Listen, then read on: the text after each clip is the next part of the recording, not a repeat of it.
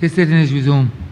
Prior to the suspension for lunch, this Honourable Chamber was debating the Maritime Areas Jurisdiction and Rights Bill 2026. We return to the bill. Honourable Member St. James Central. Thank you very much, Mr. Speaker, sir.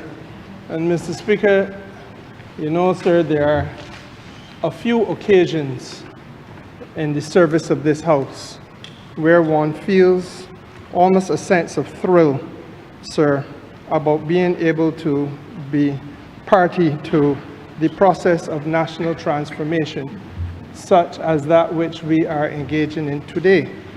And Mr. Speaker, sir, much is often said across Barbados, and I cast my mind back to when I was a boy, and I used to hear, and I continue to hear people speak almost loosely about the need for us to have a quote-unquote a diversification of the Barbados economy.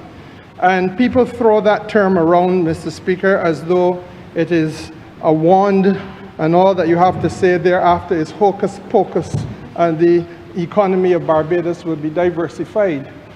What we are doing here, Mr. Speaker, sir, is given the infrastructure legislatively. The legislative architecture is being put in place. If you use the analogy of the human skeleton, Mr. Speaker, sir, legislation of this type is the backbone of that which we must do in our efforts, sir, to further diversify the Barbados economy. These two pieces of legislation, sir, and I'm going to touch on each one briefly, are therefore critical and indispensable aspects to the work that we have to do. The first one, Mr. Speaker, sir, that I want to look at is the Seafarers Bill. And I begin by thanking the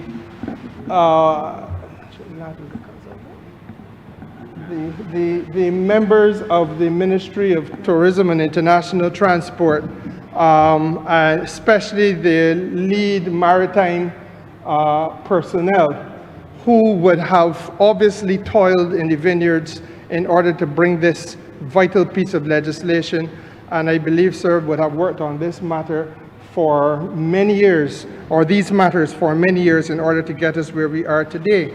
Mr. Speaker, sir, You know what constituency he's from. You know that. I have no doubt, Mr. Speaker, sir, that it is the constituency that you would tell me is the best in the island. Yes, that is correct. That is correct. But I continue, Mr. Speaker. I continue. I was proud to be represented for that constituency. I'm sure you were, sir. I'm sure you were. I'm sure you were. And I'm sure the honourable member who replaced you is equally proud. But Mr. Speaker, sir, the issue for us in Barbados, because we have to answer a few questions for the public in this matter. Why are we doing this? We are doing this, Mr. Speaker, as I said, in order to broaden this Barbados economy, in order to make it more productive, in order to put us in a position to employ more of our people, Mr. Speaker, in order to give us a sense of resilience and to deepen the economic independence and the competitiveness of this country. We cannot do that, and we have never been able to do those things without taking along, first of all, the people of Barbados who form the pool of labor. Because in every chapter of this country's history, the one indispensable part of the conversation, sir, has been the people of Barbados and the labor that they provide. Now, Mr. Speaker, sir, when we talk about the Seafarers Bill, we are talking about maritime labor, and we're speaking about the people who work in the marine conditions of this country and who will work in the future in the marine environment that we are going to be building out. Now, let us also recognize that because we are not the shipbuilders of the world, and because we are not the part of the world which coordinates shipping lines, etc., we are not the drivers of industry globally, then the contribution that Barbados will almost inexorably have to make is being the supply state, or one of the supply states, for labor. And so therefore, with regard to maritime seafarers, Mr. Speaker, sir, there will be people from Barbados who will be drawn from that wide pool, that body of people who must give their work in the marine space. But we can't just send them into the marine space to work, Mr. Speaker, sir. There must be conditions of safety and there must be conditions of security of employment. In the same way that those conditions of safety and security operate in the terrestrial, the land-based part of Barbados. When I speak of security, Mr. Speaker, sir, in the maritime space, let me also say that one of the issues that this piece of legislation will speak to is the question of food security. You got people working on a ship. You have people working on an oil rig. You have people working on some other autonomous vessel plying its trade in Barbados waters, but they must be able to be properly provisioned so as not to be exploited. And it must be recognized, Mr. Speaker, that that is not what we would say on the street, a nay-nay or poo-poo thing. That is a very real consideration, because even today, in long-standing sectors of the Barbados economy, there are those people who still have to fight up in order to get an adequate time to have lunch, or under contracts of employment, Mr. Speaker, sir, are still being told that the understanding with regard to breaks for their refreshment and so on are things that they must be confronting a challenge about. Now, Mr. Speaker, shipboard living is different to living in your house. And working conditions on board a vessel are different, sir, to working in the average place of employment in Barbados. And those things must also be subject to negotiation with trade unions. And so the legislation will speak, sir, to the power of opportunity of collective bargaining, etc. But where I'm most pleased about this legislation is with respect, sir, to the issue of standards that will be brought to bear in the labor environment of our marine space, and the level of training and the standards of training that must now be put in place as we empower, and not the word I use, Mr. Speaker, sir, as we empower and give opportunity, unprecedented opportunity, to the young people of Barbados who, as a result of this piece of legislation, will now be able to find sources of employment in a wide cross-section of areas of economic opportunity, whether it be on board cruise ships, whether it be on board oil rigs, whether it be on board supply vessels, etc., Mr. Speaker, sir. But that is now going to be treated to in the same way that we have historically had major unions in Barbados sitting down and having collective bargaining relationships with the hoteliers in this country, with the captains of industry in this country, Mr. Speaker, sir. This is now the new space where we have opportunity, not only for training, but also for certification. And that is valuable, because, sir, if you have the certification, you then have the qualification, sir, that you can not only work here, but that you can go elsewhere across borders in order to give of your skills and the expertise that you are accumulating. And so, Mr. Speaker, sir, this piece of legislation really is about unleashing the pent-up potential of the future of Barbados, the people of Barbados. And so, Mr. Speaker, I begin by saying that I am particularly pleased about that. Now, I have on more than one occasion referenced oil rigs, and that is because, quite properly so, the legislation also speaks to the area of oil and gas exploration. And I want now to turn to the other piece of legislation which accompanies this, and that is the Maritime Areas Jurisdiction and Rights Bill of 2026. A cognate debate, we're dealing with both at the same time.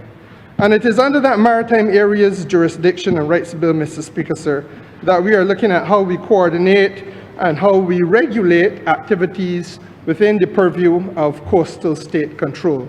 And that is a mouthful of language. What basically it means is how we regulate the activities that are under the control of Barbados's coast and beyond our coast, Mr. Speaker, sir. And we've heard the honourable member who piloted this bill take us as far out as the exclusive economic zone, 200 miles, and on to the continental shelf. And that's, Mr. Speaker, sir, that is a concept that is now also complemented by another ongoing matter about which we cannot afford to remain silent during the course of this debate. Because again, the politics is not to be ignored, that it is this government that for the first time, sir, brought to this country a way of zoning and mapping the ocean space around Barbados so as to have a marine spatial plan and to bring, sir, a sense of a strategic framework for the management of our marine resources, sir, and to remove the haphazard way that we have treated our maritime space historically. And in case you have forgotten, Mr. Speaker, and I'm sure you have not, it would have been in and around January of 2023 that this country began a marine spatial plan exercise. And why did we do it, Mr. Speaker, sir? We had to do it because there was and still continues to be an urgent need for location of activity and location of types of activity. And if you think about the beaches when you were a little boy, sir, you ain't gonna go far further than the beach.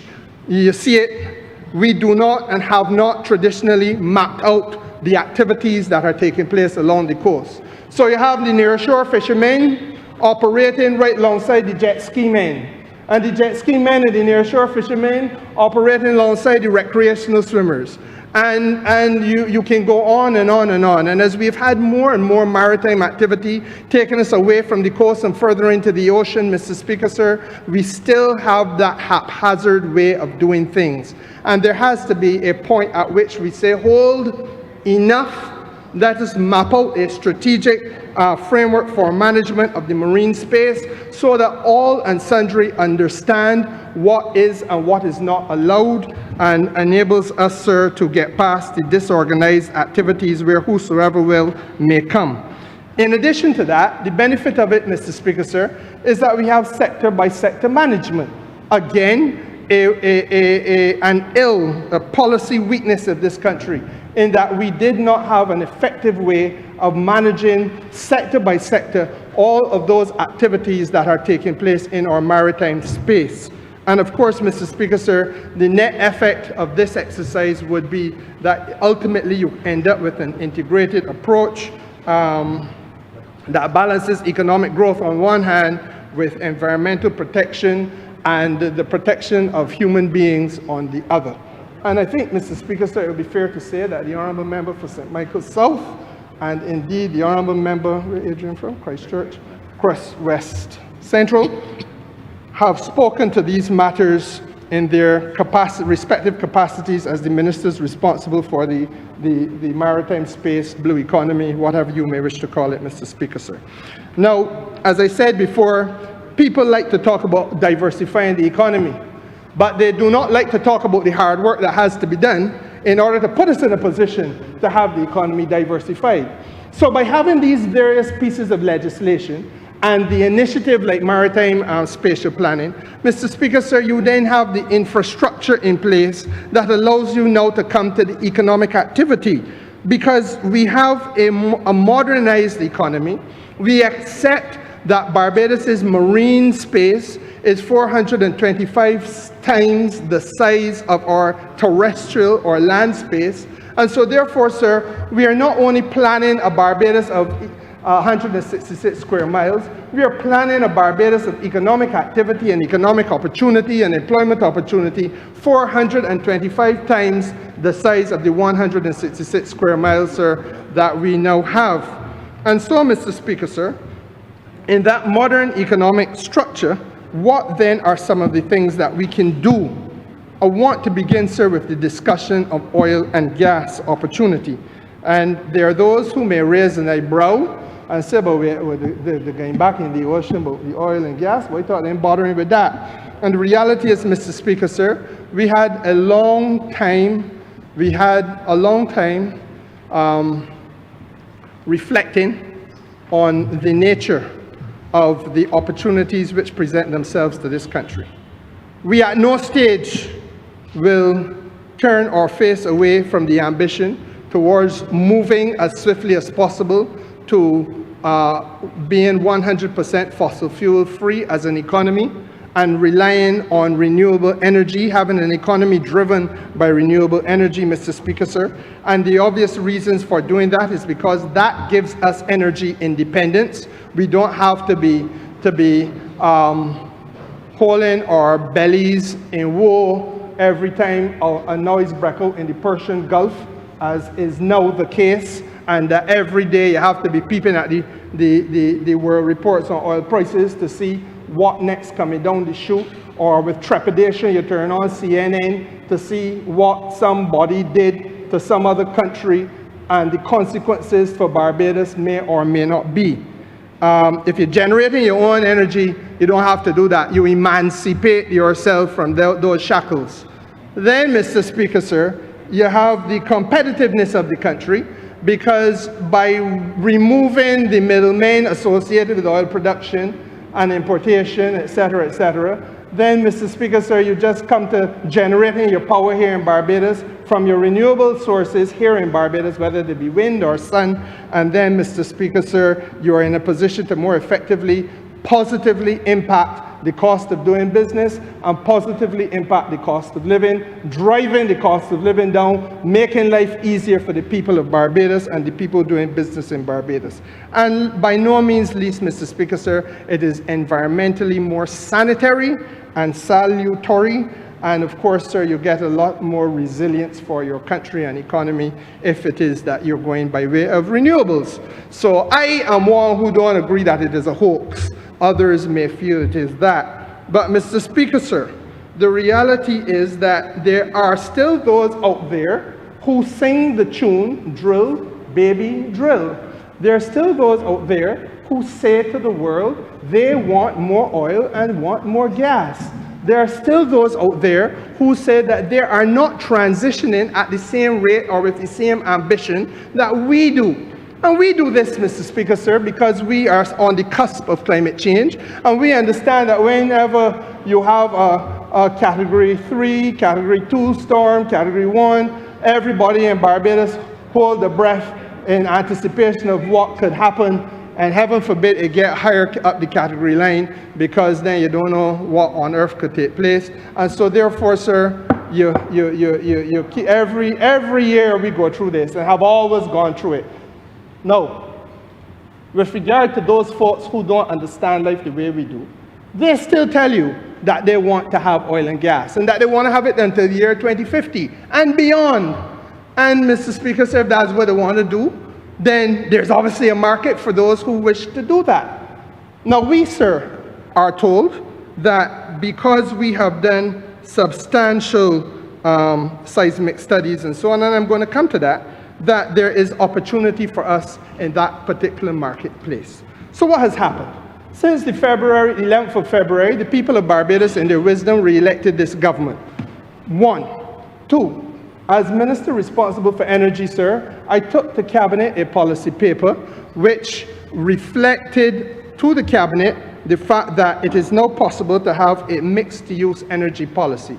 And what is that? That is an energy policy, sir, that continues to speak to the journey that we're on with regard to renewables and renewable energy in all of its facets, while at the same time recognizing, Mr. Speaker, sir, that there are several other countries in the world which are also looking at how they can explore and continue to exploit economic opportunity in the oil and gas area. Natural gas, sir, is globally understood now to be that fuel which will be a bridge between where we now stand and where we want to be in the future. So natural gas around the world, no exceptions anywhere, that is the bridge. And people want natural gas. So, lo and behold, it is possible, they say, that we may have substantial resources to be found within the jurisdictional waters of Barbados.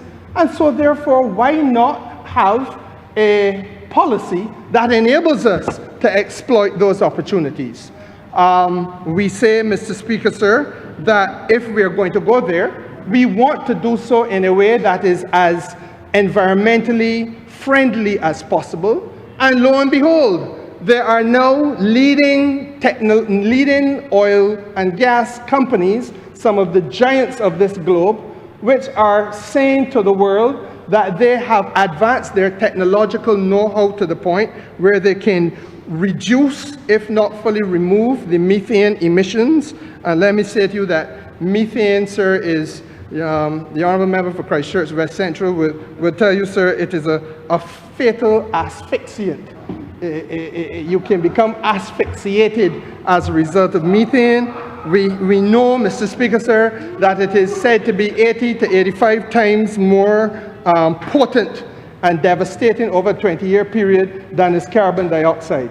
So therefore, Mr. Speaker, sir, what the energy companies are saying is they can reduce, if not fully remove, methane. We say to them, well, that sounds positive, because that is where we stand on our renewable journey. That's what we've been telling the world in the Bridgetown Initiative. That's what our Prime Minister has been lambasted in this House and outside of this House by people in this country who are more short-sighted than we, sir, and who perhaps are not as well read on these matters as they should be, or worse yet, well-intentioned as they should be. And therefore, Mr. Speaker, sir, we have collectively carried that cross to our respective Calvaries.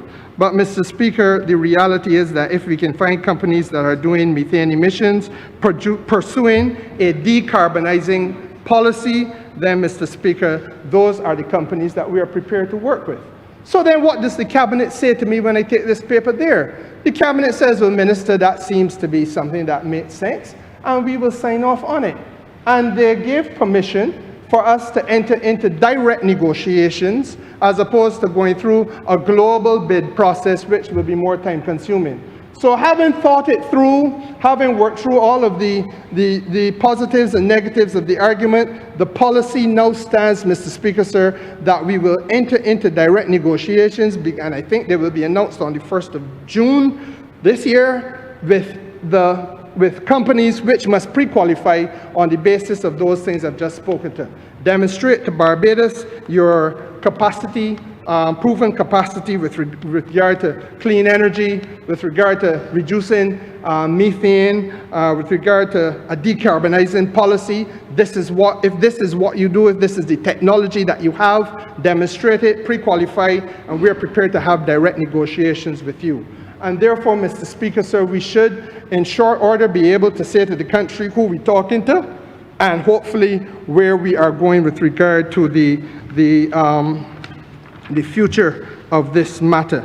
Now, obviously, sir, there has been substantial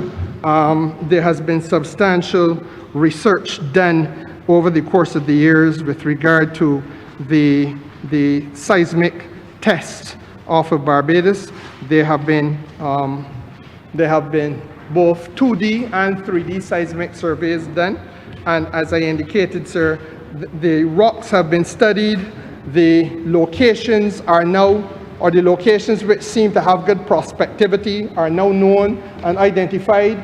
Many of them are in ultra-deep water, which is another criteria that companies will have to meet, because everybody does not have the capacity to go into ultra-deep water successfully. And that means, sir, you've got to go down perhaps 14,000, 15,000 feet before you get to the floor, and then you're drilling down into the floor another 10 or whatever thousand feet into the rock to find the gas that you want. Not everybody has that type of technology. But, Mr. Speaker, sir, this is the journey upon which we are going to embark. So I use that as example number one of a new area of economic opportunity that could not happen if we did not have these pieces of legislation. So when people talk about diversifying the economy, Mr. Speaker, sir, let them understand that these are stepping stones along the way to getting us now to unleash a potential that we know exists across this part of the Caribbean. And I mean, without going into the seismic survey data, I ain't gonna bore the house with that. Just let's look around this region. Venezuela, got plenty. Trinidad, next door, plenty. Next door, Guyana, plenty. Down the road, Suriname, plenty. So it stands to reason, Mr. Speaker, sir, that unless something radically wrong somewhere, there got to be some in this neck of the woods as well. But obviously, the scientific surveys is what we are dealing with, and as I said, we are very optimistic about them and the way they are looking. Mr. Speaker, sir, there's another area of activity which lies on the cusp of our ability, and that is offshore wind energy. Because, sir, we are now doing, and the International Finance Corporation, which is helping us to structure the transaction at Lambert's in St. Lucie, has indicated to us that the very best practice is to begin on land.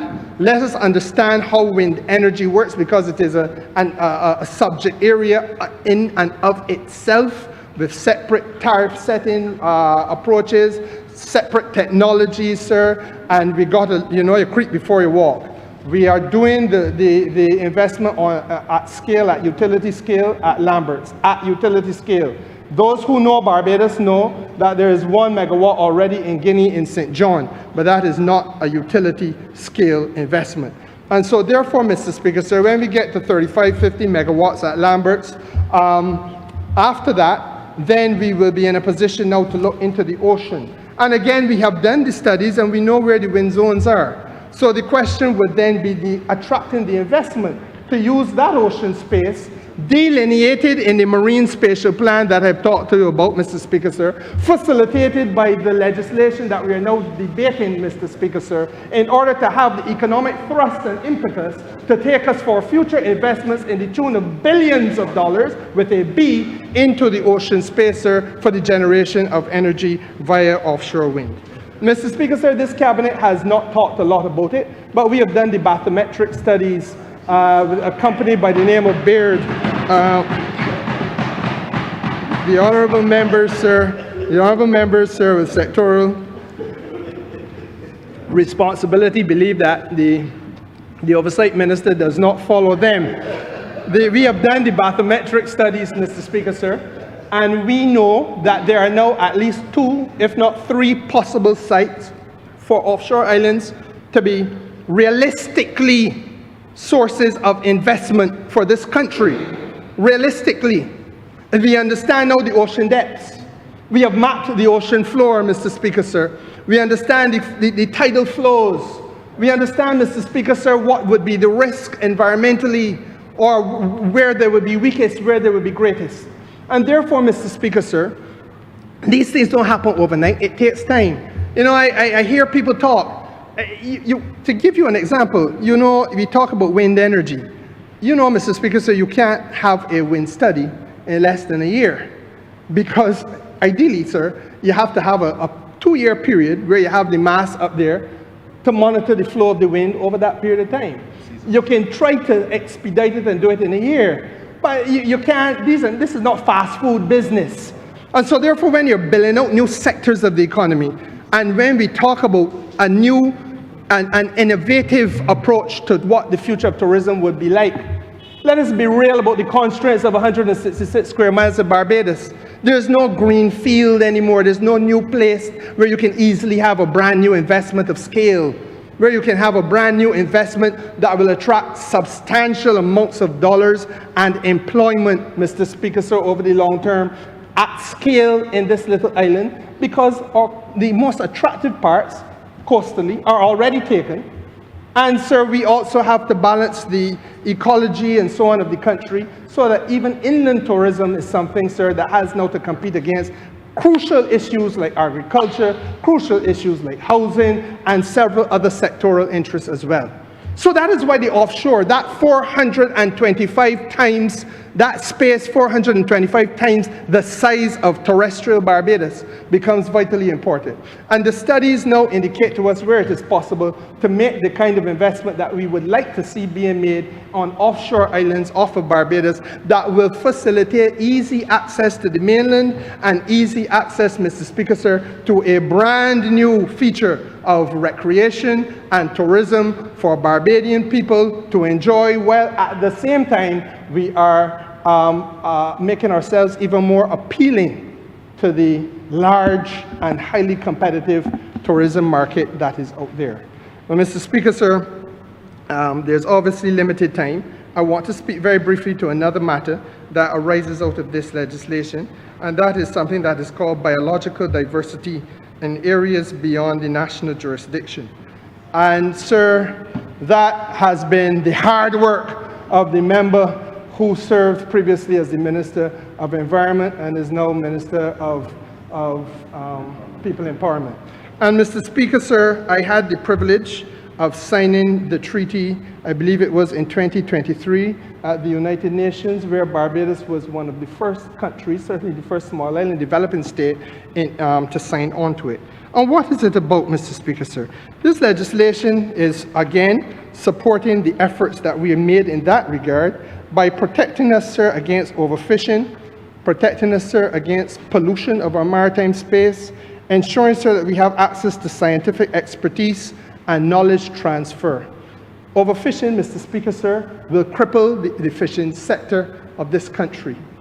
It is something that we know long. We have, from little boys, talked about it with regard to the sea eggs. We knew that there was a sea egg season, and people, sir, laugh and skin the teeth at that and make sport and go and harvest the little sea eggs that ain't grown fully yet.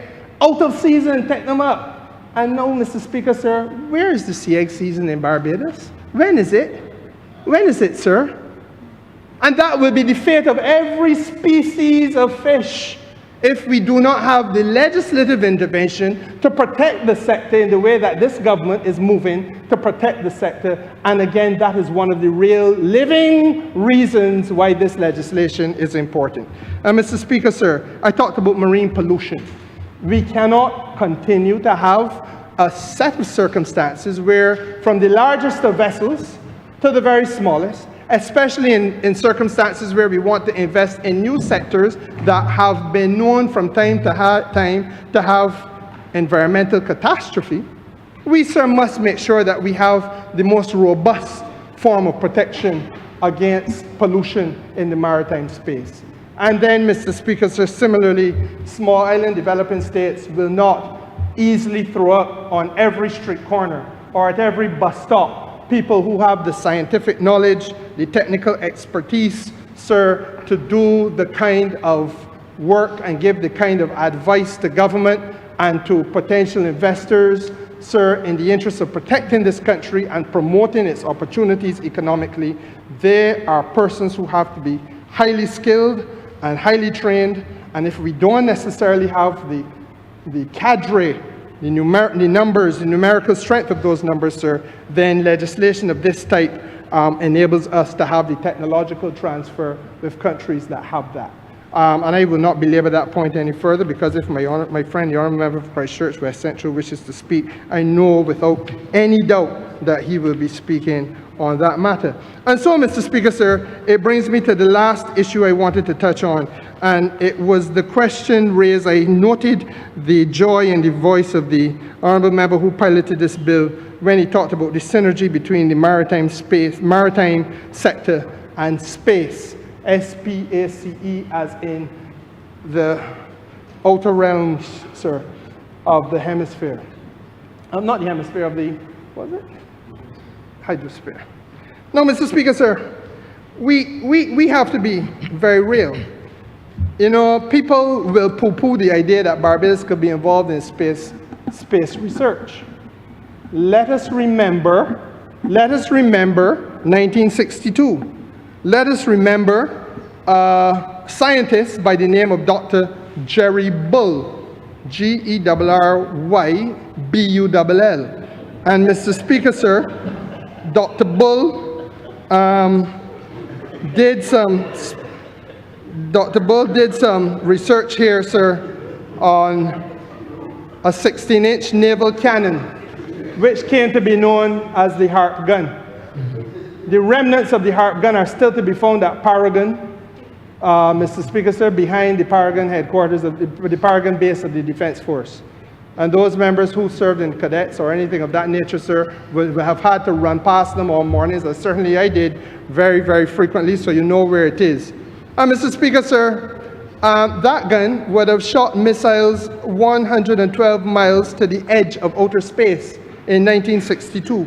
So that we, sir, have had a long history of connectivity between this little rock and that type of research.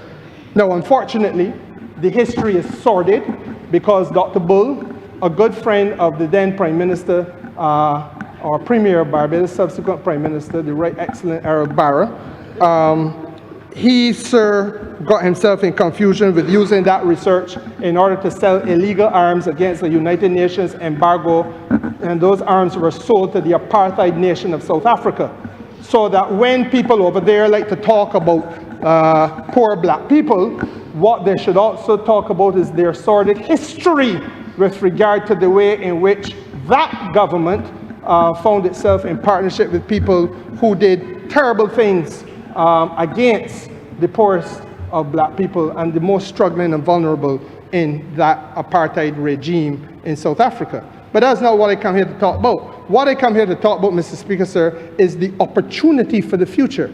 And that this legislation we are talking about today, Mr. Speaker, sir, embraces and anticipates further types of investment that not, and again, let us be very clear, that should not again be done without the proper safeguards and guardrails to look out for the interests of the ordinary Barbadian. The member who sits to my left, the learned Attorney General of Barbados, serves a constituency known as Christchurch East, where everybody who is over the age of 60 will tell you, if they live in Christchurch East, that they had experience of the house. If the house was a wall house, its foundations, sir, in some cases cracked, the windows shattered. All of that was the fallout of the use of the HARP gun. And there is nobody who could tell you in Christchurch East that they were compensated by the government of Barbados either. That was part of the sordid history of the Democratic Labour Party of the day.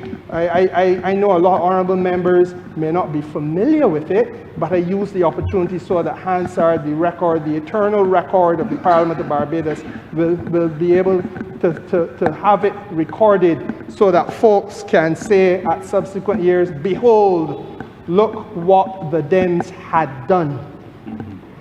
Now, Mr. Speaker, sir, opportunity presents itself, therefore, for us to be able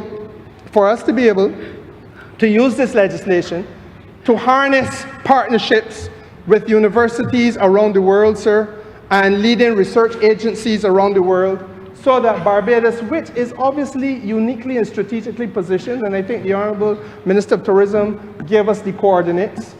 There was a reason why they chose Barbados, because of our location geographically.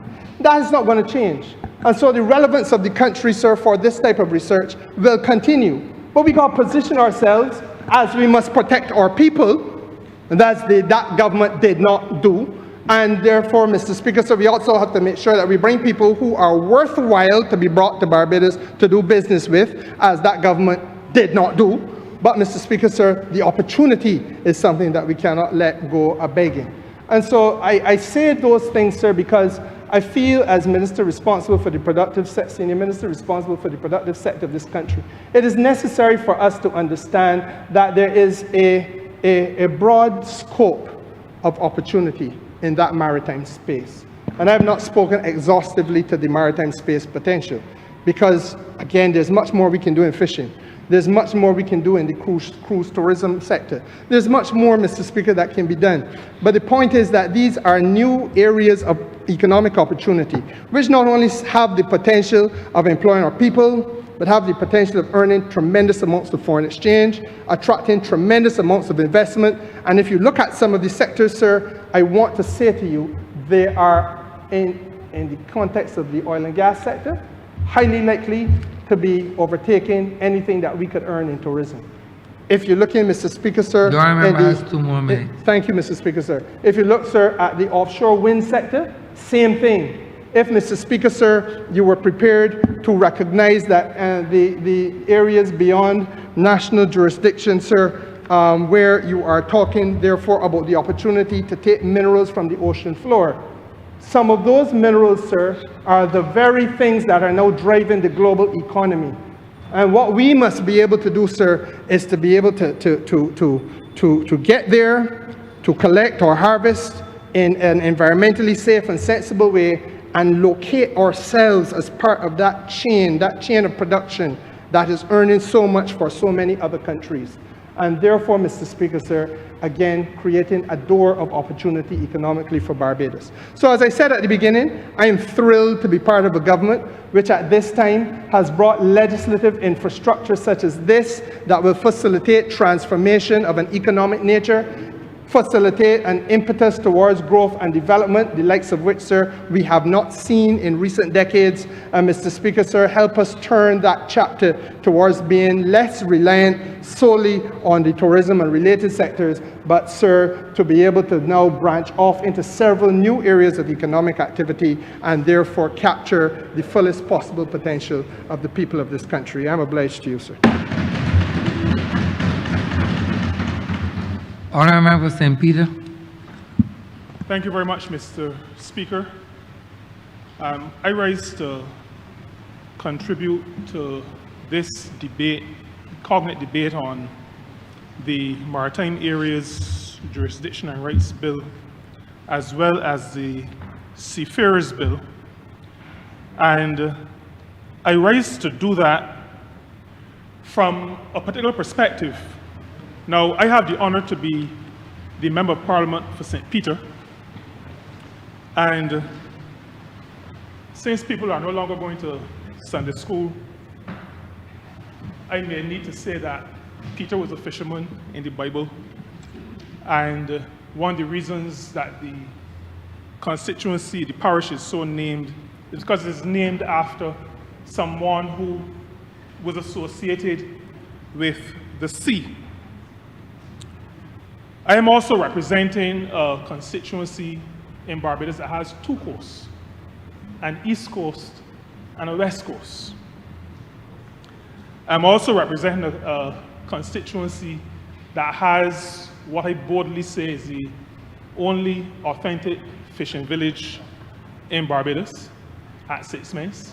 Authentic fishing village, not the only place where fish are caught. I'm talking about a village that is a fishing village, not a constructed one. Authentic fishing village where all of the activity is centered around the sea.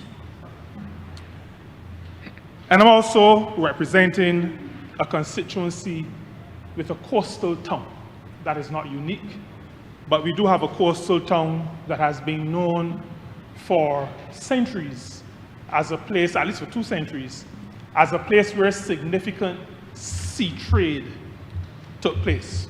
And that is the reason why Speightstown got the name or the moniker of Little Bristol, because of trade by sea. I'm also representing, Mr. Speaker, a constituency where one of the major activities, and actually an industry, arose at the turn of the last century, which was whaling.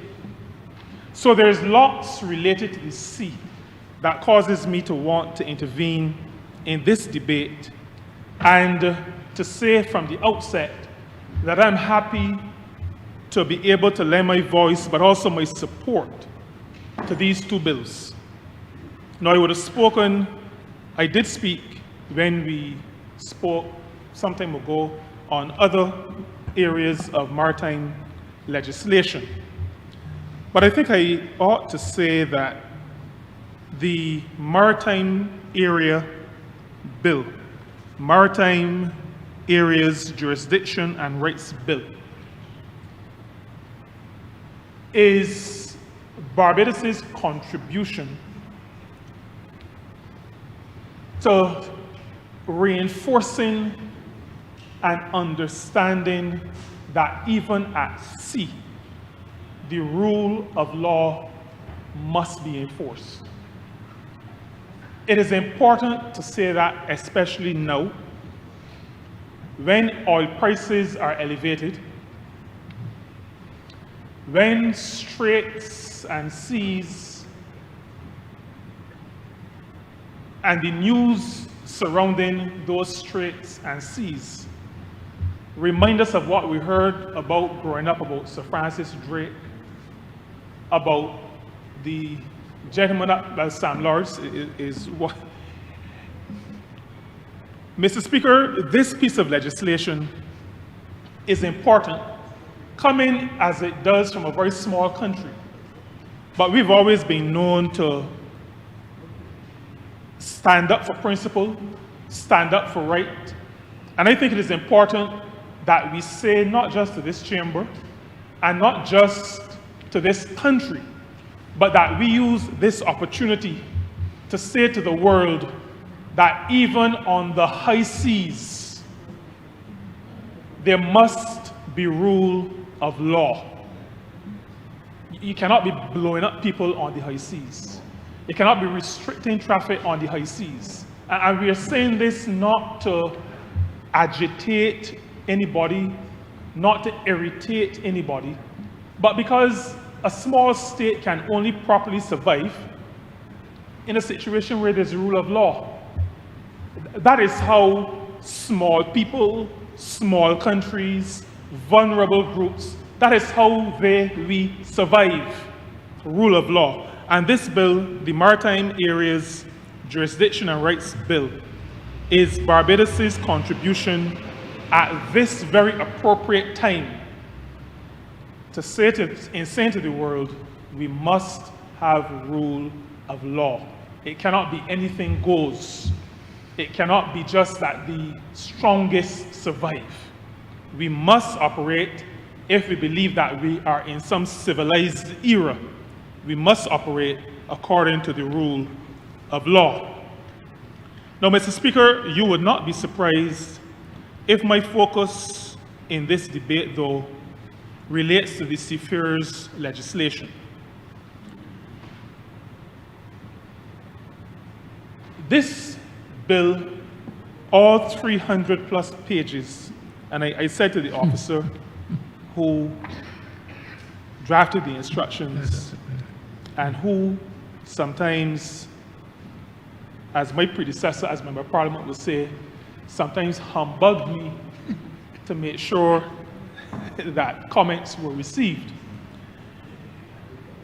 Significant work went into this, and I think we ought to recognize and commend. I commend the officer. I also commend her minister at the time, the Honourable Member for St. Michael's South, who did significant work to move this matter forward. Now, at this point, I should say that seafaring, working in that sector, offers significant opportunities for Barbadians. But, Mr. Speaker, that is not new. And I remember when the Honourable Member for St. Michael's South was the minister responsible, we always joked that it was very interesting that the Member of Parliament for a place that produced so many seafarers was actually involved in driving this matter from the policy level. Because, as I said, Mr. Speaker, this is not new. Barbadians over many decades have earned decent livings through work in the maritime sector. Now, this bill, as the Honourable Member for St. Michael West Central indicated, speaks to seafarers as opposed to fishers. Now, we call them fishermen, fisherwomen, whatever, but the accepted term is fishers. This speaks to seafarers, not those who go out to fish and come back in. Barbadians over the years have found work with lines carrying cargo, shipping lines carrying cargo. Barbadians over the years have found opportunities with cruise ships. And these are all workers in the maritime space. I can tell you, Mr. Speaker, that Barbadians, as we speak, are employed with cruise lines. I can tell you, Mr. Speaker, that just 2 weeks ago, the ministry that I have the honor to lead conducted in association with Disney Cruise Lines a session to sensitize Barbadians as to the opportunities that are available on cruise ships, particularly the Disney cruise ships, but those who we have working right now in the cruise area, are not on the Disney cruise ships. I think they're on Royal Caribbean. I stand to be corrected on that. But it is a line other than the Disney cruise line. So there are those opportunities on cruise lines, but there continue to be opportunities on cargo ships. Those persons who we interact with as we move around in our constituencies, in our parishes, in this country, Barbados, we always come across people who said they used to go to sea. And that is what I grew up hearing. There were people in Rosehill, there were people in Spikestown in Malna people in Six Mains, who said, yeah, my father used to go to sea. And when those people went to sea, they were a little bit, their children particularly, were a little bit ahead of most people. Because the men, and they were particularly men then, when they went to certain ports, there were certain things they could buy and bring back for their children. And not that the children showed off, but we know how children are. They have things that some of us didn't have. Because in St. Peter, the fanciest things we could get were from Elmer's. And Elmer's was the base supermarket. That was when we went to a supermarket as opposed to a shop. But people in Barbados have benefited over the years, over the decades, from working online. So I couch my remarks, my contribution, within the understanding that there have been opportunities in the past. Barbadians have benefited in the past from being seafarers, and that these opportunities continue to today, and they will continue after today. Now, the Honourable Member for St. Michael West Central spoke to the fact that one contemporary situation and one situation from the recent past has highlighted this matter of working on cruise ships. He spoke to what happened during the pandemic. Barbados is in a unique position because during the pandemic, close to the beginning of the pandemic, when ports closed to ships, when there were dozens of ships anchored off the west coast of the United States, when there were cruise ships in Caribbean waters, because this was in the Caribbean cruise season, in the winter cruise season, Barbados made a decision that we would do all that we could to ensure that those persons who were working on those ships did not feel totally abandoned. We allowed cruise ships to come to our waters, and we facilitated them with respect to making sure that those who were on board still had access to some level of health care, could still replenish their food stocks, replenish their water stocks.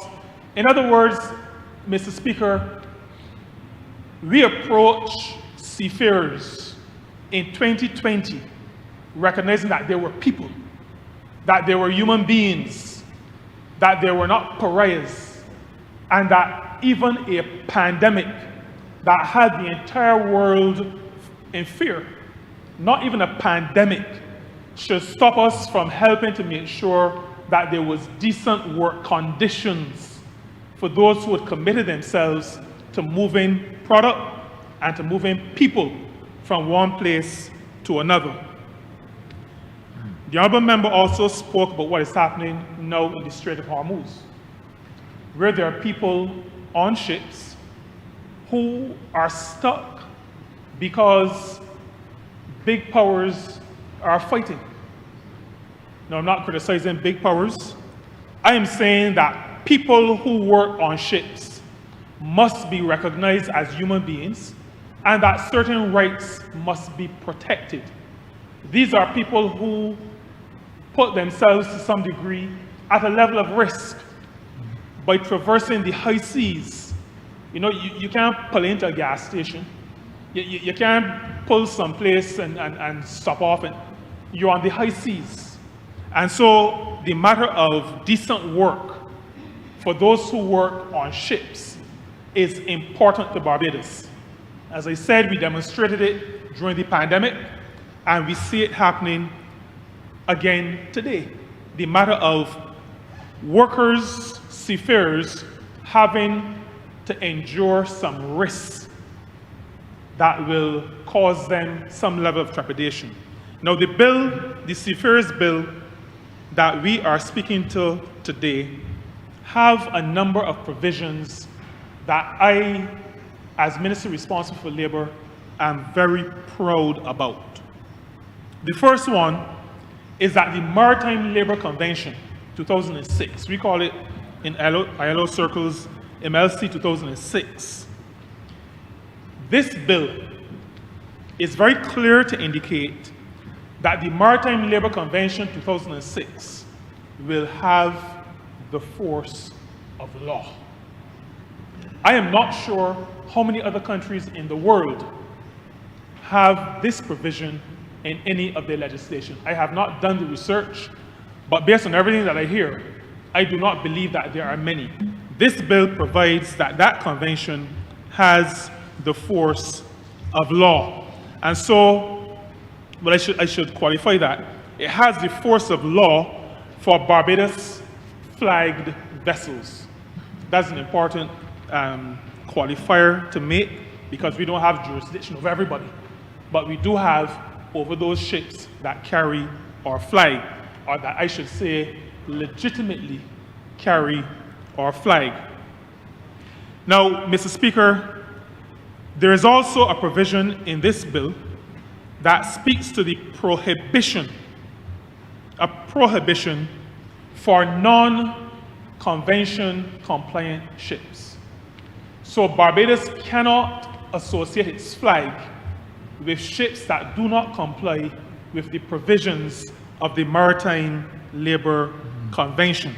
And that this is stated in these two different clauses says to the world, says to workers who are either from Barbados working on ships or working on Barbados flagged ships, it says to them that this country, this small country, is interested in promoting decent work on ships, decent work for seafarers who are connected to our country.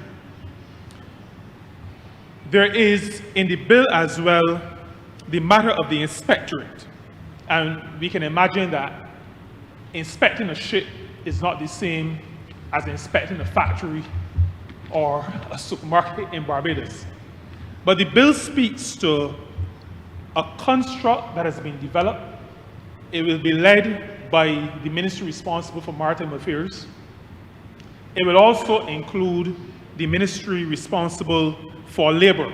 And these two ministries, one of which I lead, these two ministries will work together to make sure that the inspectorate is adequate, that it has the capacity. And I really like the work done in putting this together, because it reflected an understanding that this could not take place in a siloed way. So we're talking about seafarers and their protection. Ordinarily, you would think labor and maybe the Ministry of Labor. This, however, sits with the ministry responsible for maritime affairs. The construction of it ought to be a lesson for other ministries and public officers, that Barbados is a single country.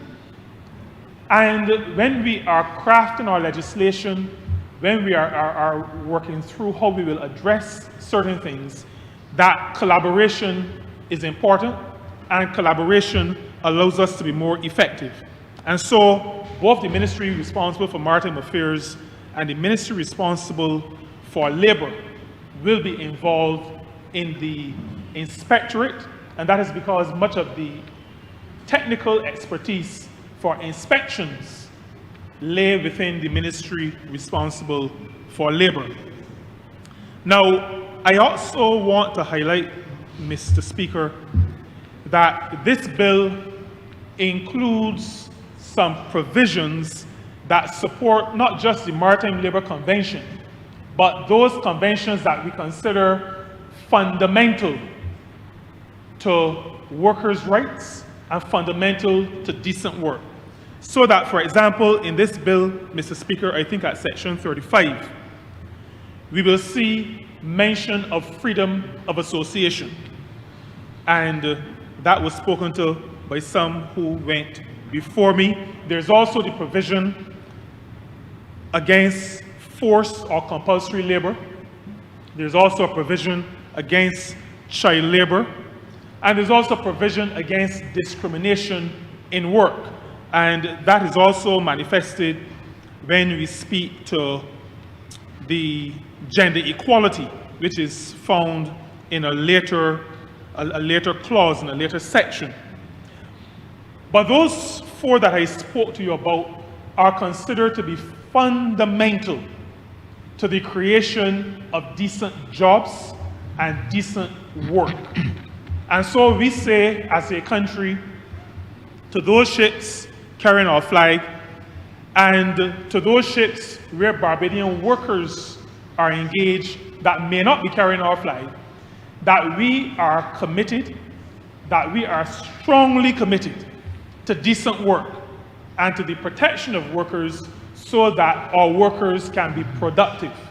Because our workers will not be productive if they are not protected. This bill, Mr. Speaker, also addresses an area that is of much concern to my ministry, and that is in the area of occupational safety and health. It speaks to, we call it OSH, occupational safety and health, as it relates to workers who are on ships. Now we can understand, as was shared earlier, a worker on a ship, a seafarer, is both at home and at work in the same geographical space. Now that in itself presents significant challenges. And so it is necessary, as this bill does, to ensure that we speak directly and clearly to the matter of occupational safety and health for those who work on ships, those who we consider to be seafarers. There is also, along with the matter of occupational safety and health, the mandating of medical examinations. And Mr. Speaker, you will recognize, or you may have recognized, that many of the provisions of this bill mirror the work that this Barbados Labour Party in government has been doing since it came into office almost 8 years ago. So when I speak to you, for example, of discrimination in work, that was one of our first pieces of legislation on coming in to office, the prevention of discrimination.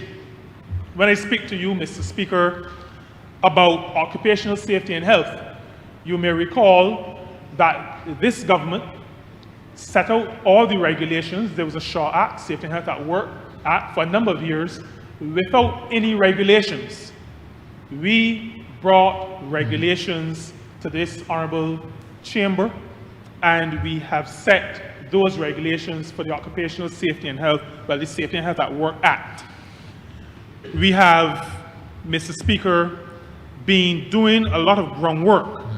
So, for example, in this bill, you heard the honourable member who led speak to maternity and paternity leave. I will tell you that the officer who he referred to and who I referred to, we had discussions on maternity and paternity leave with respect to this bill, even before we drafted a cabinet paper, a final cabinet paper for extended maternity leave and paternity leave more generally, so that in the preparation of this bill, we had gone ahead of where we were generally as a country. I know that this was some of the work of the officer dealing with it. I also know that the minister responsible for the policy, then as he does now, considers himself a social minister in some other kind of a ministry. And he was a social minister in the Maritime ministry. But Now he's a social minister in an infrastructure ministry, but still a social minister. And so things like maternity leave and paternity leave, we discussed, we made sure were a part of this bill. When I say we, I'm talking about the ministry took the lead, but our comments were in full support. And I could probably say that the inclusion here helped to push us in the Ministry of Labor a bit, so that we have this bill, which speaks to an extended maternity leave, it speaks to paternity leave, and it goes a little further than the national situation because it does not impose a threshold, at least not an upper threshold, not in the same way that ours could be interpreted to do, but it recognizes that persons at sea are also in a slightly different situation to those of us who are working terrestrially. So that other provisions such as minimum age, 18 years old, exceptions only in very specific cases. What happens to workers between 18 and 21? Between 18 and 21, there have to be certain breaks after, for example, I think 15 minutes after 2 hours of work, and certain stipulations that recognize that work as a seafarer is not ordinary work. It is demanding work, and so it requires some additional safeguards. And that is why a bill that speaks to seafarers could end up being 330 pages long. Because working on the high seas is different, as we would say home, a different kind of work. It is heavy work, strong work, strenuous work. No night work for people under the age of 21. I was speaking earlier about the matter of medical examinations. And these medical examinations are, you must have an examination at the beginning, but every 2 years. And this mirrors to some degree what we have done, Mr. Speaker, with respect to those who work in petrol stations. Also recognized to be a different kind of work. You're pumping gas, I've said that in this honorable chamber before, you're inhaling fumes, almost for an entire 8-hour shift. And so it is understood that in order to protect that worker, medical tests are necessary. There's a long section of the various tests that seafarers are to undergo.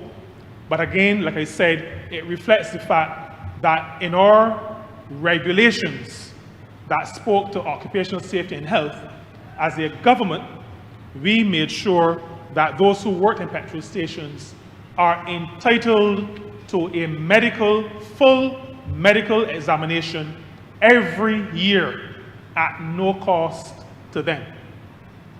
That is what we have done as a government with respect to workers at petrol stations, and that is similar to what is included here for seafarers. Medical exams at the beginning and then every 2 years.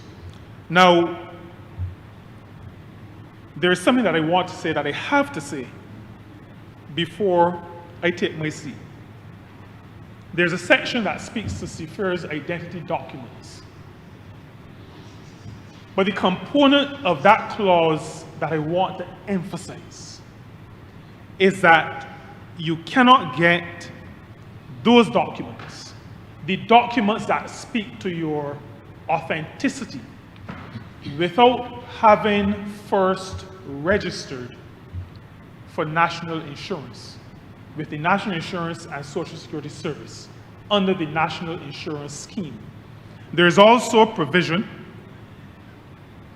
for ensuring that Social Security contributions are maintained for Barbadians working on ships and for Barbadians working on ships and on flagged vessels, so that the matter of making sure that social protection is in place. Social protection meaning Social Security in this context.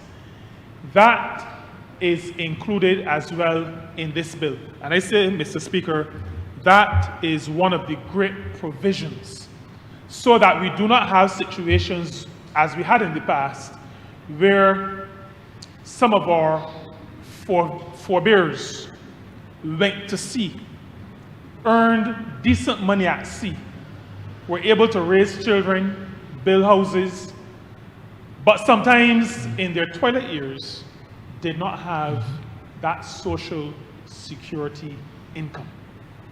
This bill speaks to righting that wrong, if we may call it that, or closing that gap, sorting out what the lawyers sometimes call a lacuna, so that the matter of making sure that our seafarers, if they are to get those documents, are registered and compliant with Social Security, the National Insurance Scheme, that is written in, built in to this piece of legislation. The legislation also speaks to collective bargaining. It speaks to the protection of wages. It is really, Mr. Speaker, a very good bill as it relates to worker protection.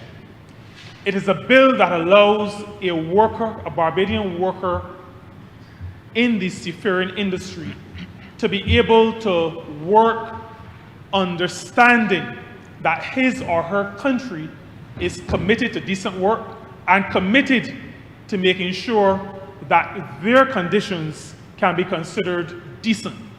That allows them to be productive. That allows them to contribute to the business, to the company that they're working for. It allows them to maximize their input and to be considered really top-class workers, as we know Barbadians can be. The final thing I want to speak to, and it causes me to circle back a little bit to what happened during COVID, what is happening now in the Middle East, particularly in the Gulf of Oman, Strait of Hormuz, in that area, the matter of repatriation. During COVID, many seafarers were left stranded on the high seas. People died by suicide. Working on land, you can leave your house, you can go in your backyard, you can get some fresh air, you can go to a park somewhere. There are things you can do. You can have contact with family, with friends. When you're on a ship in the middle of an ocean, and it does not have to even to be the middle of an ocean, you could be off a coast, but disconnected totally from the land. It puts you in a different mental space.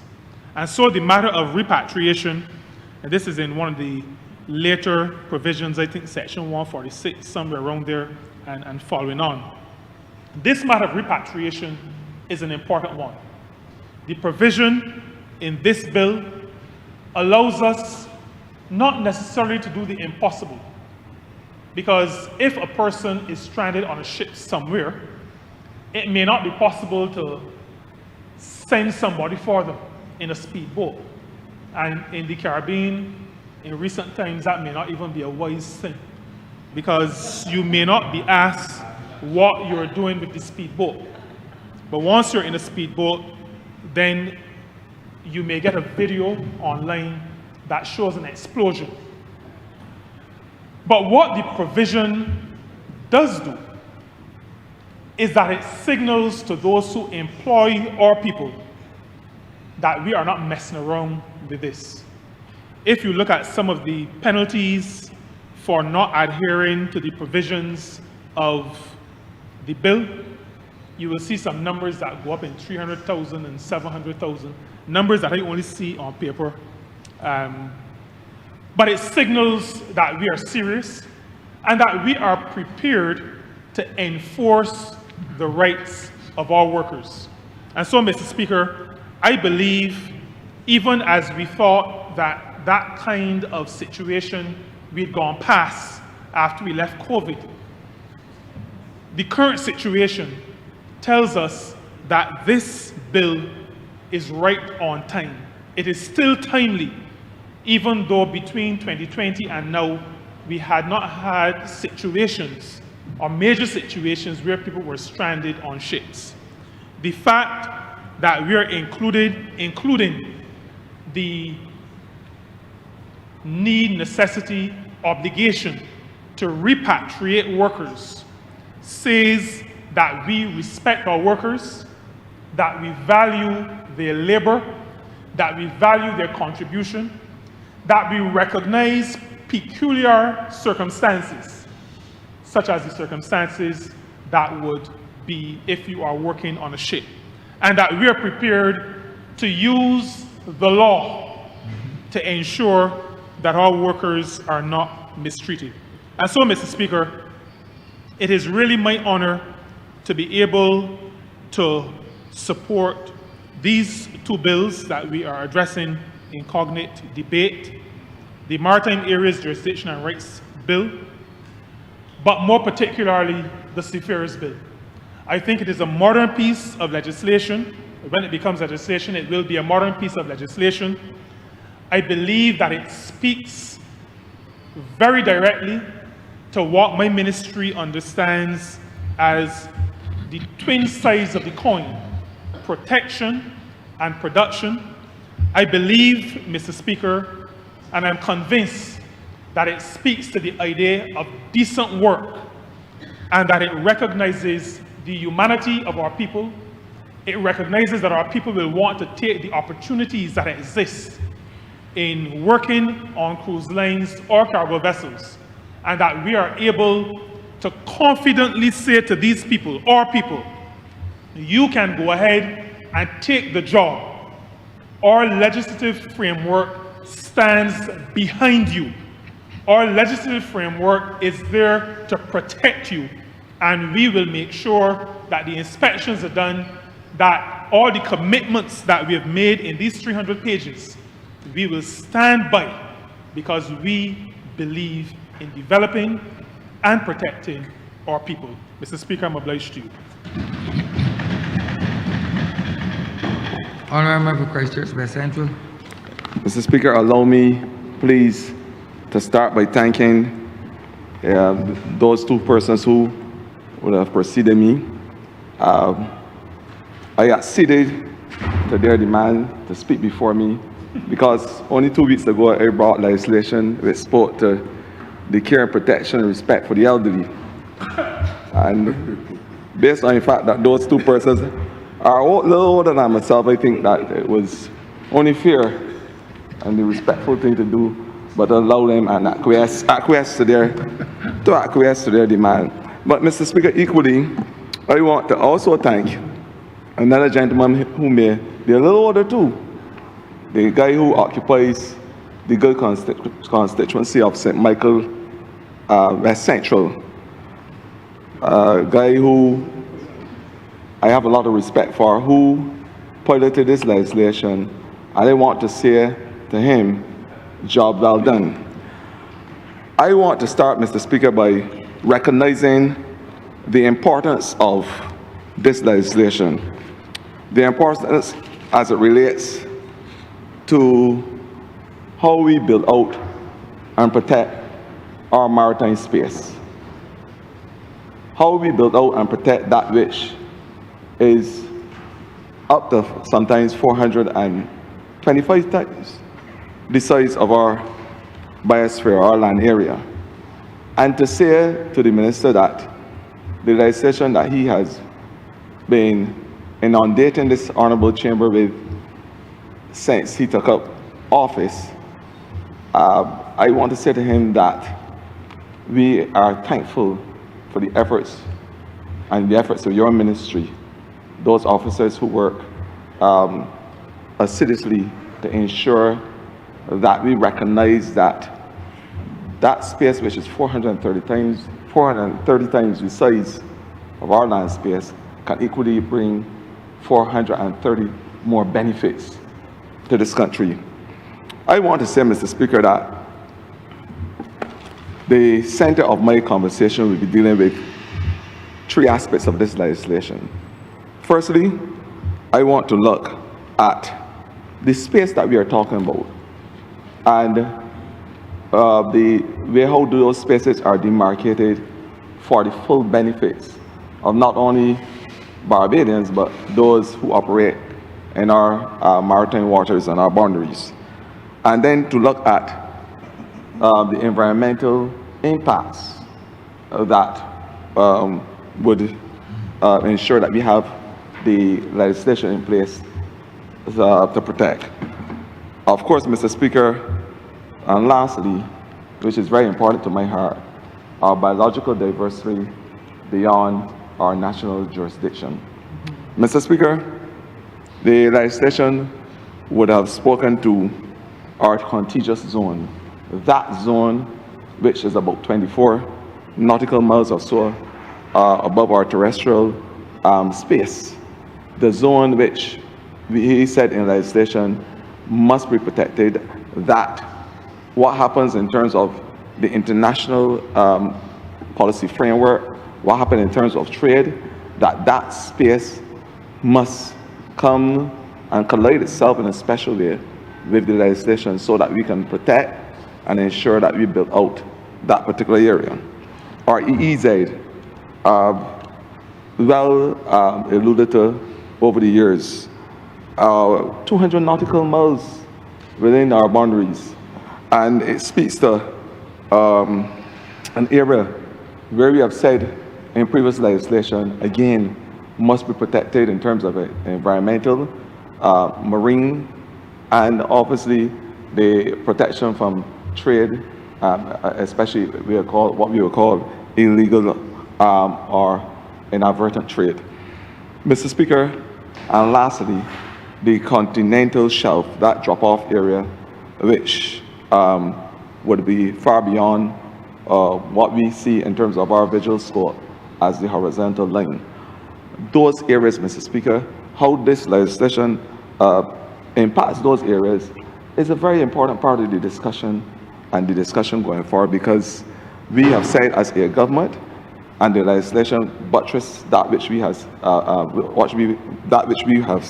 alluded to in terms of ensuring that these three areas are protected for what they are worth, and so that not only Barbadians but every single person across the dimension can benefit and respect those particular areas. Mr. Speaker, we would have heard the Member of Parliament for St. James Central when he elucidated about the Marine Spatial Plan and the fact that with our debt for nature swap, that landmark swap that give us the financial elbow room and the wherewithal to be able to advance a Marine Spatial Plan with about $15 million US over a 5 to 7 year period. A plan which seeks to demarcate our ocean, the 200 nautical miles, the exclusive economic zone, into areas for full benefit. You would have heard the benefits as it relates to marine protective areas, artisanal fishing areas, recreational areas, areas that would look for energy and energy conservation, areas where we have said in more than one voice that there must be protection from our polymetallic nodules under the bottom of the ocean, our seabed. And lastly, which is very dear to my heart, our biodiversity. I want to be the first to admit today that we have started the work, and we have partnered with the University of Ireland, Mr. Speaker, sir, where up to last year, we had a ship here in the southwestern area of our country looking at the high protective biodiversity and the medium protective biodiversity, because we recognize that in order to combat the vagaries of climate change, our fight to preserve the biodiversity must be on all cylinders. We recognize it, we understand it, and we appreciate it. The fact that only a couple of years earlier, I brought National Biological Strategic Action Plan to this Parliament, which spoke to the fact that recognizing our Sustainable Development Goal 14, life under the ocean, or life in the ocean as it relates to protection, that biodiversity must become an equal part of the conversation. And we have said that we will start with that biodiversity, which is high risk, the highly protected biodiversity, and our medium biodiversity. I want to say today, Mr. Speaker, that with the right trust, and I assure the Minister, and now the person who takes over the Ministry of Environment, will combine their efforts to ensure that biodiversity becomes on the forefront of discussions, and that our commitment to preserve at least 12% by the ocean, that commitment is respected, and we are able to realize that commitment over the next couple of years. Mr. Speaker, the importance of biodiversity must never be underestimated. And I want to take the opportunity also to thank Juliette Barbroilly and those persons who work in the international sphere for getting us to the stage where we became signatory to the biological conversation beyond our national jurisdiction. That area where the world recognized 93.3% of the ocean that is unclaimed, we recognize as a world. Barbados, small country, but we are part of that discussion. That out of this 93.3% of that unclaimed ocean, that we can deliver an additional 50% of biodiversity across the world. About in the year 2050, about 50% more of our biodiversity is untapped and can be found in waters outside of national jurisdictions. That is what we say. And equally, the world signed on onto the agreement in 2025 last year, around, I should think it was November or so. And only January this year, it came into force because we had more than 60 signatories needed. I think we have about 120 something or so countries thus far which signed on to the agreement. And I'm saying that with the continual trust and the ability to highlight the importance of our biodiversity, I suspect that when we have our next international meeting, that we will have over 150 countries being signatory to this very important convention. Mr. Speaker, the importance of biodiversity, you've heard that since the industrial era, or about over 200 years ago, that the world over has lost around 500 or so species of animals.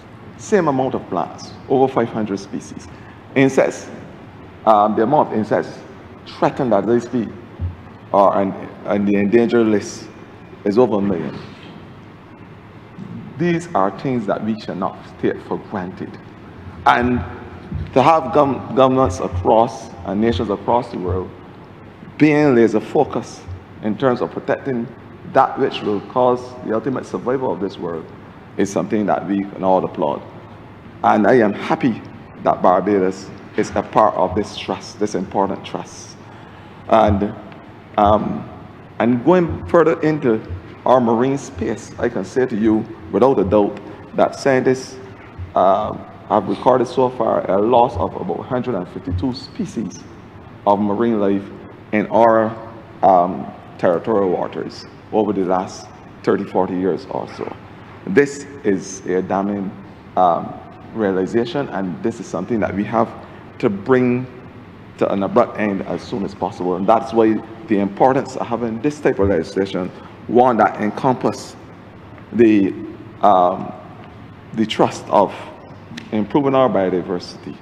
Mr. Speaker, you were pretty well aware of, I'm sure, the fact that the numbers for our parts, fish, unfortunately, is being threatened. And we have now to look, because there's those simple things like our fish species that make our marine environment vibrant and give it the opportunity to do that which it should be doing in terms of providing the carbon sink and all those things that scientists would like it to provide. Food, how we are able to generate food, how the world over is able to reduce its heat because of a vibrant marine or hydrosphere. How these things impact the world. This is the type of conversation, Mr. Speaker, that Barbados is involved in. And I want to say to you, Mr. Speaker, that the interest and emphasis on protecting that parrotfish is a vital and important part of our marine ecosystem. The world knows, and it is well documented, that these fish are responsible for producing sand on our beaches. This species of fish, Mr. Speaker, sir, is doing that which we, as mankind, as hard as we try, can't do in a natural way. And so the importance of protecting them, Mr. Speaker, I am saying that the importance is as important as protecting the air we breathe, because the species protection will very well determine if this country survives the test of time or if we are hung strong to the vagaries of climate change and natural disasters as we know it. Mr. Speaker, you would have heard the Member of Parliament for St. James also alluded to the fact that we have to protect our ocean seabed because there are polymetallic nodules, certain heavy metals that are integral for the protection of our seabed. And in the same way that we are saying that biodiversity must be preserved, equally, we are saying that there must be a level of consciousness associated with the way how we treat to our seabed. That is why we are doing all the studies, the bathymetric studies that the Member of Parliament of St. James spoke about earlier. The studies as it relates to what is involved in our marine space and how we treat to those things that are important, are an important cog of our marine ecosystem. And I'm saying that the polymetallic nodules, the manganese, cobalt, zinc, those things that we are now using in the new technologies, the batteries, the electric cars, the computers, that how we are able to protect those things will pretty much determine our future. So this legislation that speaks to the regulation of even what happens in our ocean floor is very important legislation, because we must be able to protect those polymetallic nodules as well, and to say to the world that they have an important function and role. These things in the ocean, they come by happenstance. They were created for a specific purpose, and so we must be able to respect and treat to these things in a manner that fits into the marine ecosystem. And I want to say that research is there to show that the sediments of these nodules are able to attract carbon dioxide in a special way. You've heard about ocean acidification. Reason being is the excessive carbon dioxide that is sequestered by the ocean and acidifies it. If you are having these things that create sediments to absorb that which is harmful to us, then you can see, Mr. Speaker, the importance of such. They're able to form structures on the bottom of the ocean. The ocean, 30,000, 35,000 feet sometimes below what we will see with our eyes or our naked eyes, is soft mud, Mr. Speaker, sir. And when you're looking at habitats, we have certain species of lobster and animals living deep under the ocean, sand sharks, etc., that live and are able to survive some interesting temperatures. When you have these things, Mr. Speaker, at the bottom of the ocean protecting and creating those habitats, this legislation is saying, hey, look, you have to come through us. You have to have discussions. There must be a scientific approval. There must be the bathymetric studies that the Member of Parliament of St. James Central spoke to. There must be critical scientific analysis before we give you the go-ahead. And recognizing, of course, that Barbados is rich in terms of our reefs and our biodiversity, that we must be able to protect our intellectual property rights. And that is where the legislation is here. The lawyers will say, as yourself, Mr. Speaker, and I see you nodding, that there must be temporal scope. I may not understand because I'm not as lettered in law like yourself, but temporal scope, as far as I understand, means that there must be recourse, legal recourse, if persons tend to do things that they're not supposed to do within the corridors of our seabed. I am saying to you, Mr. Speaker, this is important legislation that seeks to bring order. You would have heard earlier the Member of Parliament for St. Michael's West Central.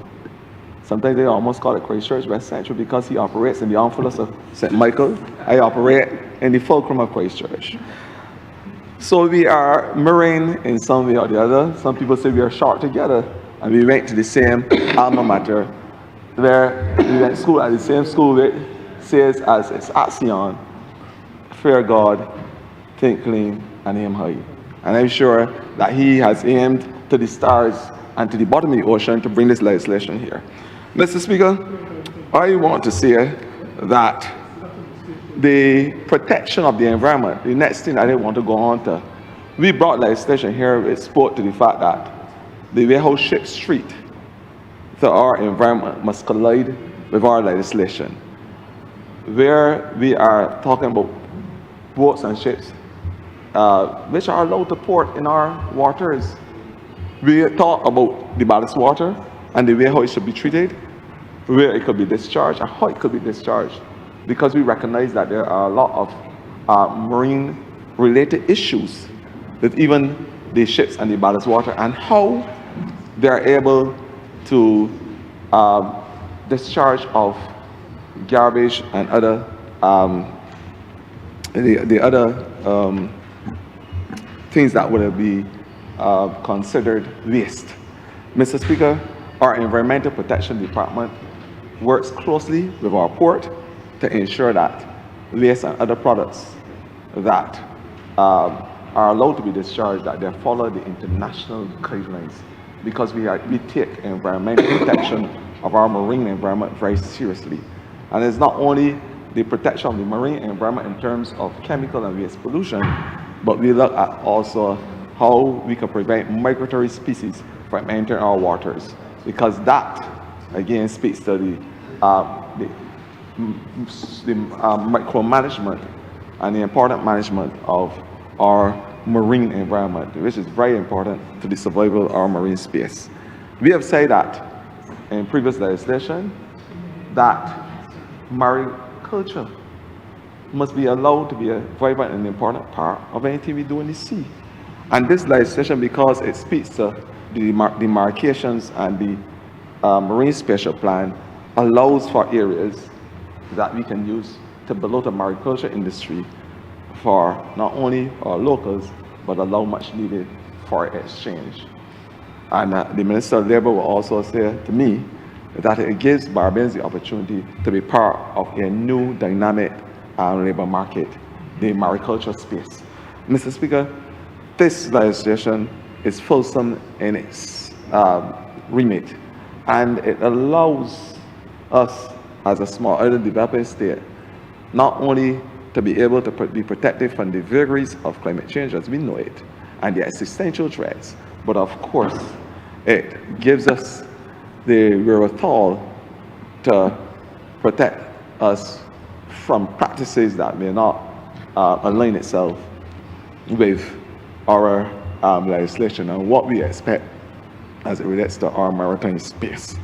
Mr. Speaker, I just want to go on to one additional thing, because when we are talking about pollution and we are talking about protecting our maritime space, we must talk about the invasive species that we see, because that is a very important part of the discussion and how we working with partner countries, because we operate eastern of the Caribbean, but there are other countries that are western, central, that have relationships, maritime relationships with our country, whether it's trade, whether it is what happens in terms of the movement of flora, fauna, phytoplankton, plankton, all those small microorganisms, how those things impact across our waters, even beyond our continental shelf.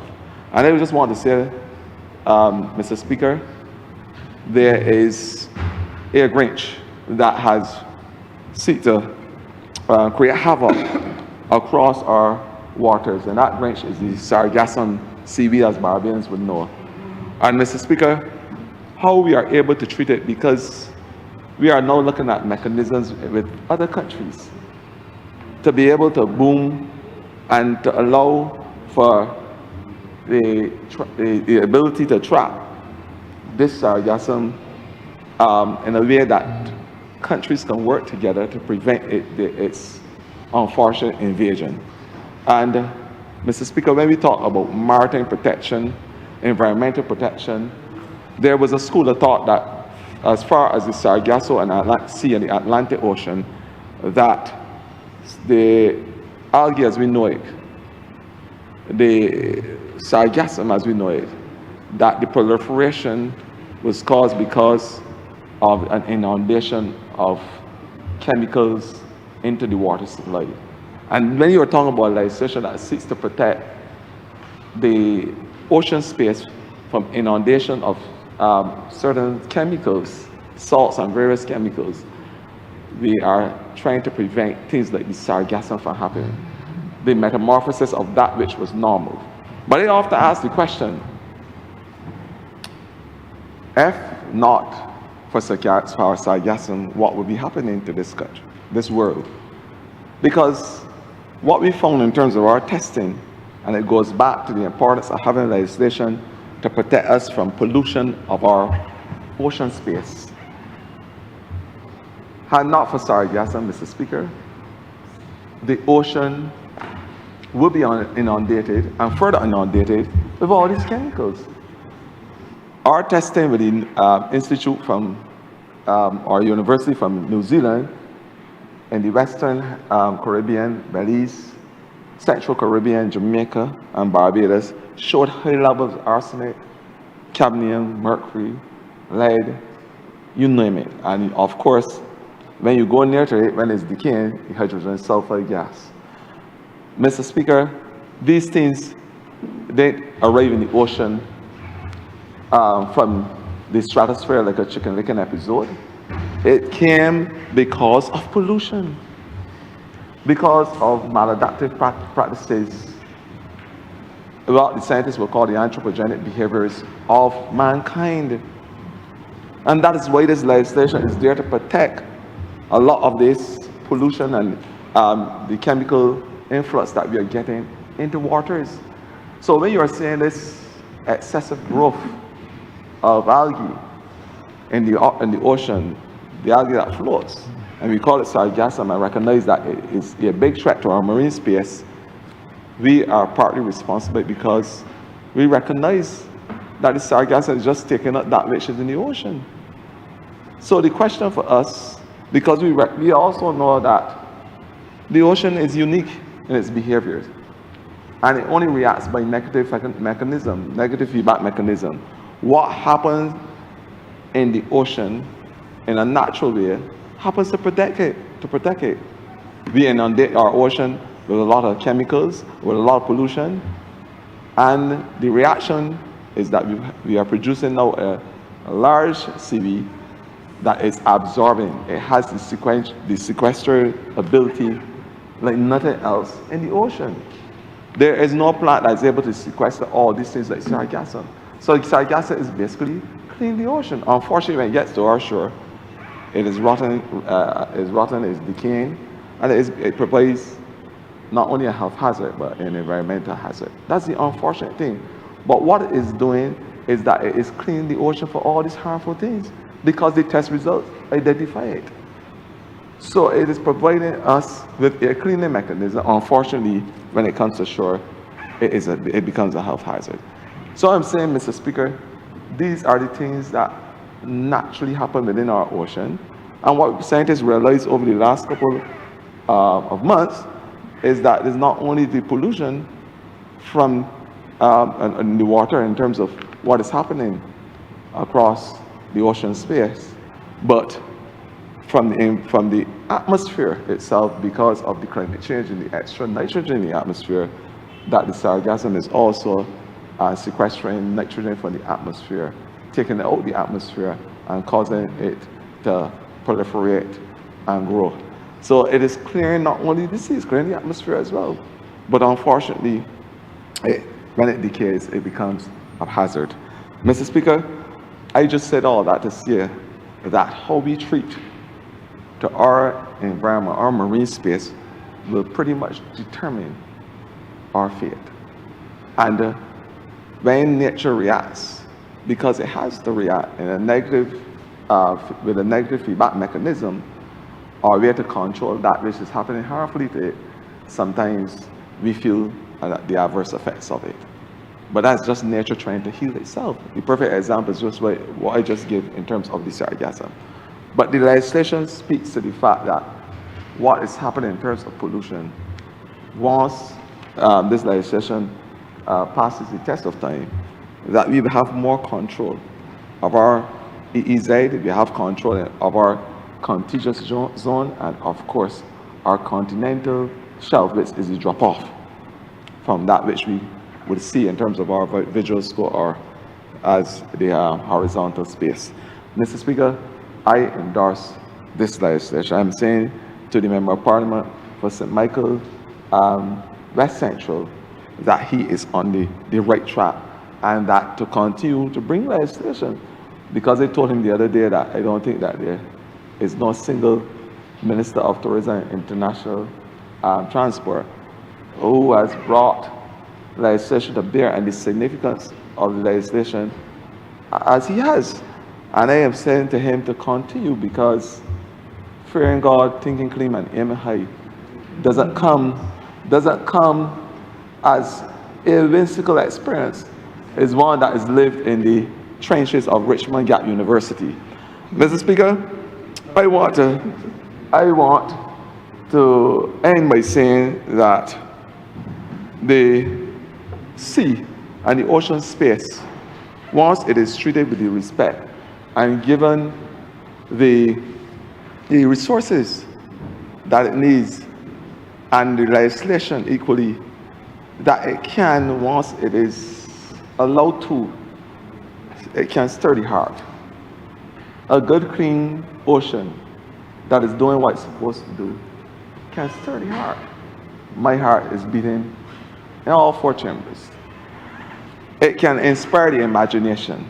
I assure the Member of Parliament for St. Michael, West Central, has his imagination not only set in terms of our EEZ and our contiguous and continental zones, but the imagination far beyond Barbados, where we can say to the rest of the world, come and be part of something that we have legislated that can do good not only for our country, but equally for your country. And of course, it can bring, with a good, clean ocean doing what it's supposed to do, it can bring joy, Mr. Speaker, to the soul, including your soul, Mr. Speaker, which I know is rested firmly in the essence of the hydrosphere. Mr. Speaker, I'm obliged.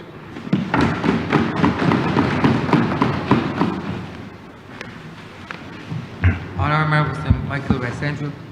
Thank you, Mr. Speaker. Let me also thank all honourable members who have spoken in the debate. I had to be away from the chamber, albeit briefly, to attend some other matters. But based on my information, I know that I was advised that all honourable members equipped themselves well.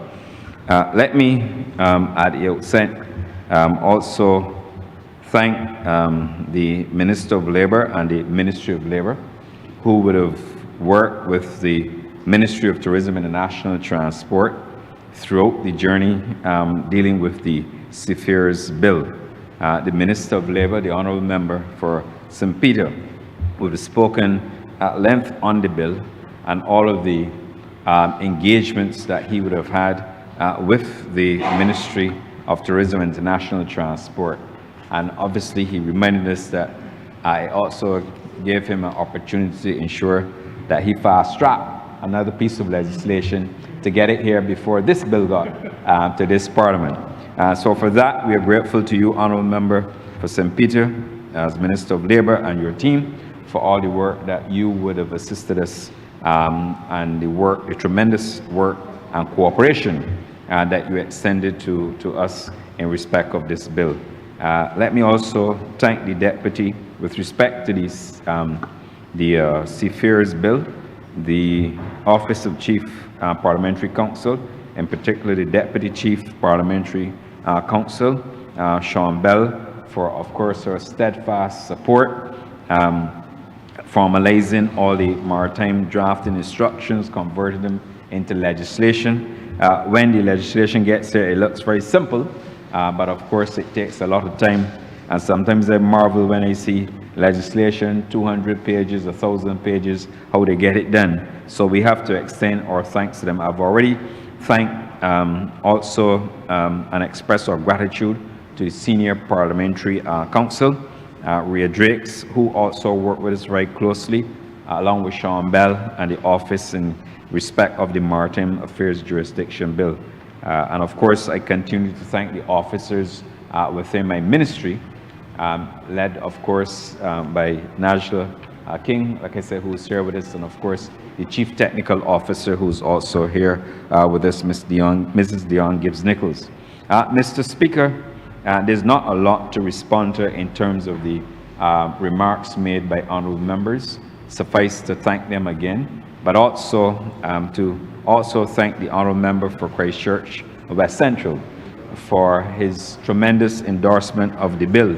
You know, these matters are, and other matters, of course, remain dear to the heart of the honourable member for Christchurch West Central, and he's a former schoolmate of mine as well. Let the record reflect that. And of course, and he is more adept, like I said, on these matters of the environment and matters relating to the oceans and everything else under the sky, including pharmacology.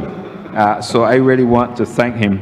I can't rebut anything he said because he continues to shine in an area that he knows very well.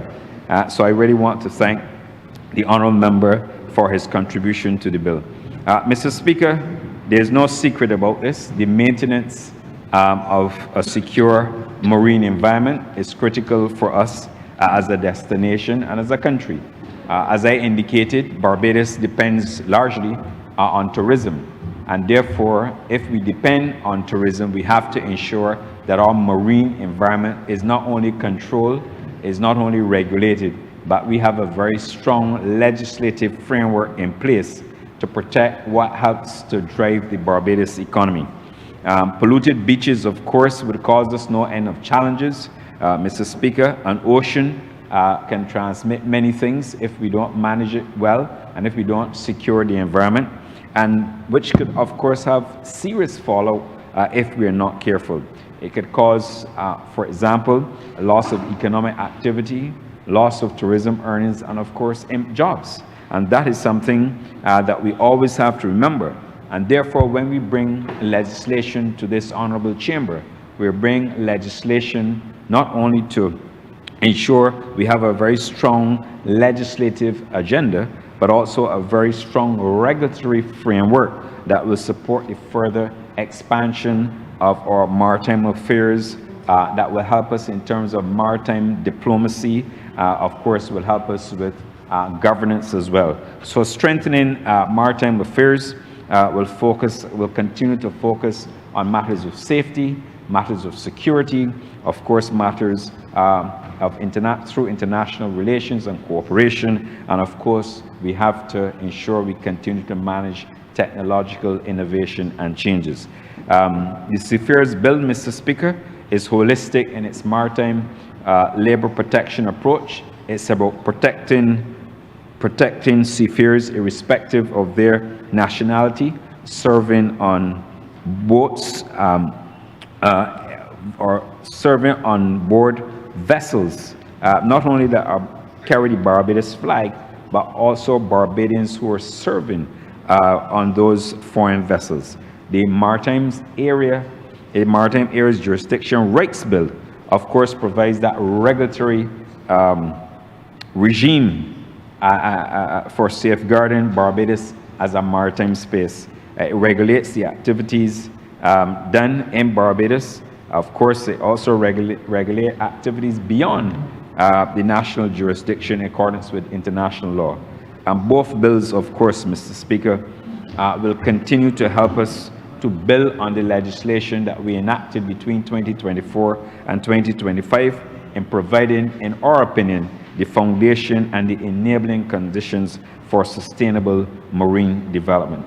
Mr. Speaker, last week, I had the honor in my capacity as chairman of the Caribbean Tourism Organization to be in Belize for the Caribbean Tourism Organization's Sustainable Development Conference. And in Belize, as you know, there's a lot of, the Honourable Member for Christchurch West Central knows as well, the marine environment, the ecosystems that they have. But one thing that stood out in the conference is that if we do not continue to maintain a very sustainable environment, not only for tourism, but sustainable within all aspects of the economies, then we will have a challenge. And I'm proud to say that when we look at the record, the Caribbean remains on track to building out and strengthening our sustainable development through a number of legislative initiatives, including what we've done here, or what we're doing here in Parliament today. So just thought I'll mention that.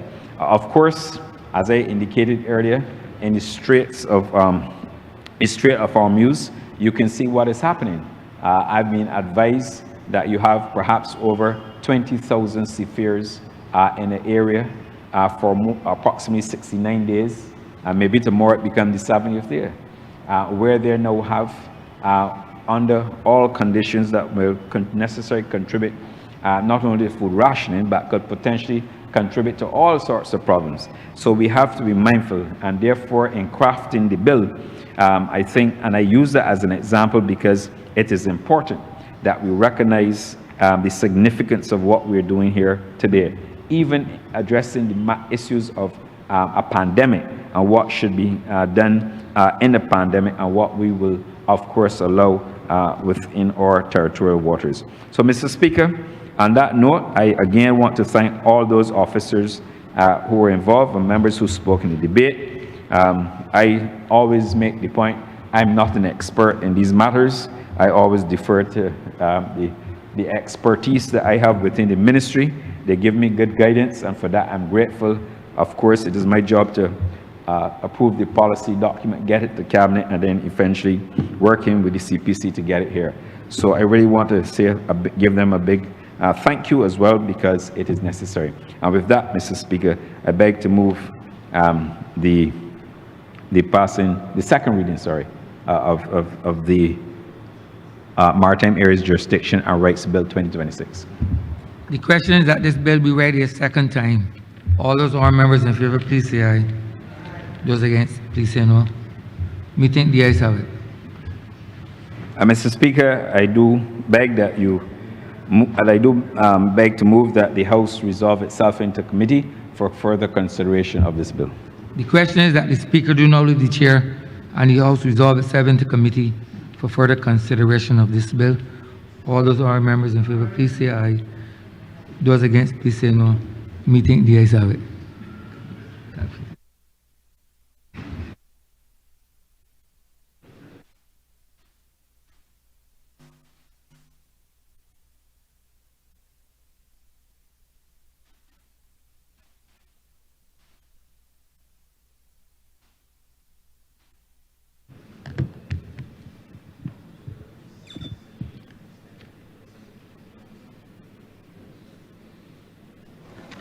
This Honourable House is now in committee. Mr. Chairman, permission to call the bill in parts. Permission granted. Part 1, clauses 1 through 4. Mr. Chairman, I beg that Part 1, clauses 1 to 4 stand part. The question is that Part 1, clauses 1 to 4 stand part. All honourable members in favour, say aye. Honourable members against, say no. Methinks the ayes have it. Part 2, clauses 5 to 14. Mr. Chairman, I beg to move that Part 2, clauses 5 to 13 stand part. 14. Part. Question is that Part 2, clauses 5 to 14, stand part. All honorable members in favor, say aye. Honorable members against, say no. Methinks the ayes have it. Part 3, clauses 15 to 21. Mr. Chairman, I beg to move that Part 3, clauses 15 to 21 stand part. The question is that Part 3, clauses 15 to 21 stand part. All honorable members in favor, say aye. Honorable members against, say no. Methinks the ayes have it. Part 4, clauses 22 to 50. Mr. Chairman, I beg that Part 4, clauses 22 to 50 stand part. The question is that Part 4, clauses 22 to 50 stand part. All honorable members in favor, say aye. Honorable members against, say no. Methinks the ayes have it. Part 5, clauses 51 to 64. Mr. Chairman, I beg that Part 5, clauses 51 to 64 stand part. The question is that Part 5, clauses 51 to 64 stand part. All honorable members in favor, say aye. Honorable members against, say no. Methinks the ayes have it. Part 6, clauses 65 to 81. Mr. Chairman, I beg that Part 6, clauses 65 to 81 stand part. The question is that Part 6, clauses 65 to 81 stand part. All honorable members in favor, say aye. Honorable members against, say no. Methinks the ayes have it. Part 7, clauses 82 to 89. Mr. Chairman, I beg that Part 7, clauses 82 to 89 stand part. The question is that Part 7, clauses 82 to 89 stand part. All honorable members in favor, say aye. Honorable members against, say no. Methinks the ayes have it. Part 8, clauses 90 to 106. Mr. Chairman, I beg that Part 8, clauses 90 to 106 stand part. The question is that Part 8, clauses 90 to 106 stand part. All honorable members in favor, say aye. Honorable members against, say no. Methinks the ayes have it. Report. Mr. Chairman, I beg that you now report to His Honor the Speaker the passing of one bill in committee. The question is that I do now report to His Honor the Speaker the passing of one bill in committee. All honorable members in favor, say aye. Honorable members against, say no. Methinks the ayes have it.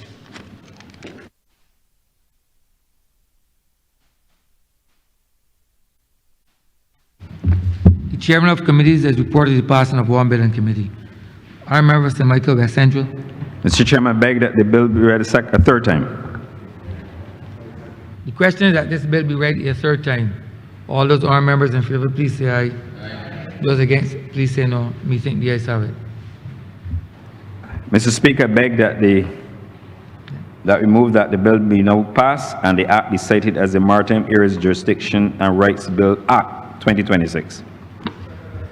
The question is that this bill be passed and so cited. All those honourable members in favor, please say aye. Those against, please say no. Methinks the ayes have it. This bill is passed and so cited. I know, yeah, of course we know that. Yeah, you know. Can't be better than at the same time.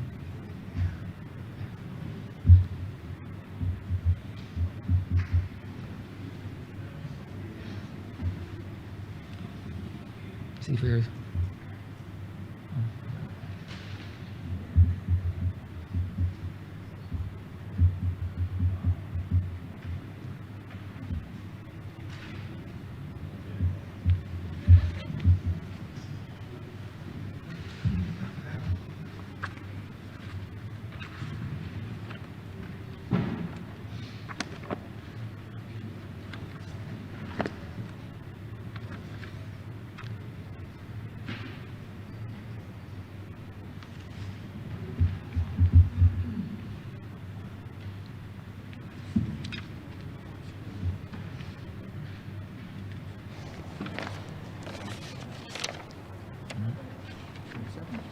Order number 7, sir.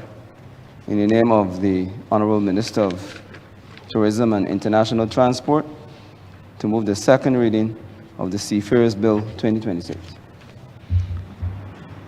Honourable Member St. Michael West Central. Mr. Speaker, I beg that the bill be read a second time. The question is that the bill be read a second time. All those honourable members in favour, please say aye. Those against, please say no. Me think the ayes have it.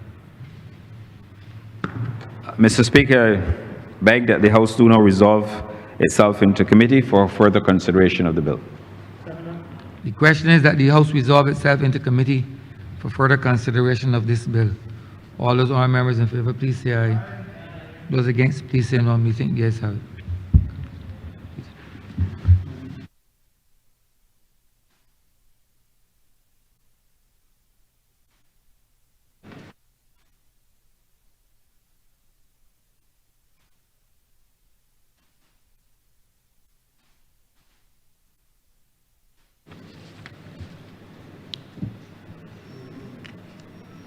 House is now in committee.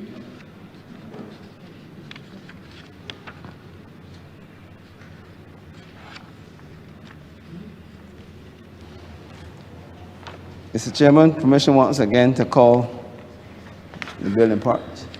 Permission granted. Part 1, clauses 1 to 11. Mr. Chairman, I beg that Part 1, Clauses 1 to 11 stand par. The question is that Part 1, clauses 1 to 11 stand part. All honourable members in favour, say aye. Honourable members against, say no. Methinks the ayes have it. Part 2, clauses 12 to 31. Mr. Chairman, I beg that Part 2, Clauses 12 to 31 stand part. The question is that Part 2, clauses 12 to 31 stand part. All honourable members in favour, say aye. Honourable members against, say no.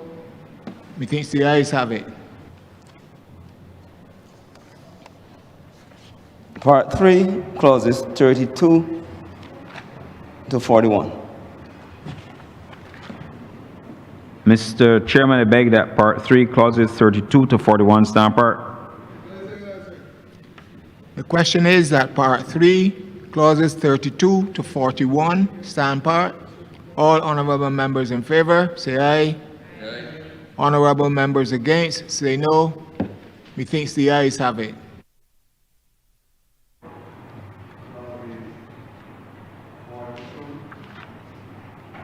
Part 4, clauses 42 to 78. Mr. Chairman, I beg that Part 4, Clauses 42 to 78 stand part. The question is that Part 4, clauses 42 to 78 stand part.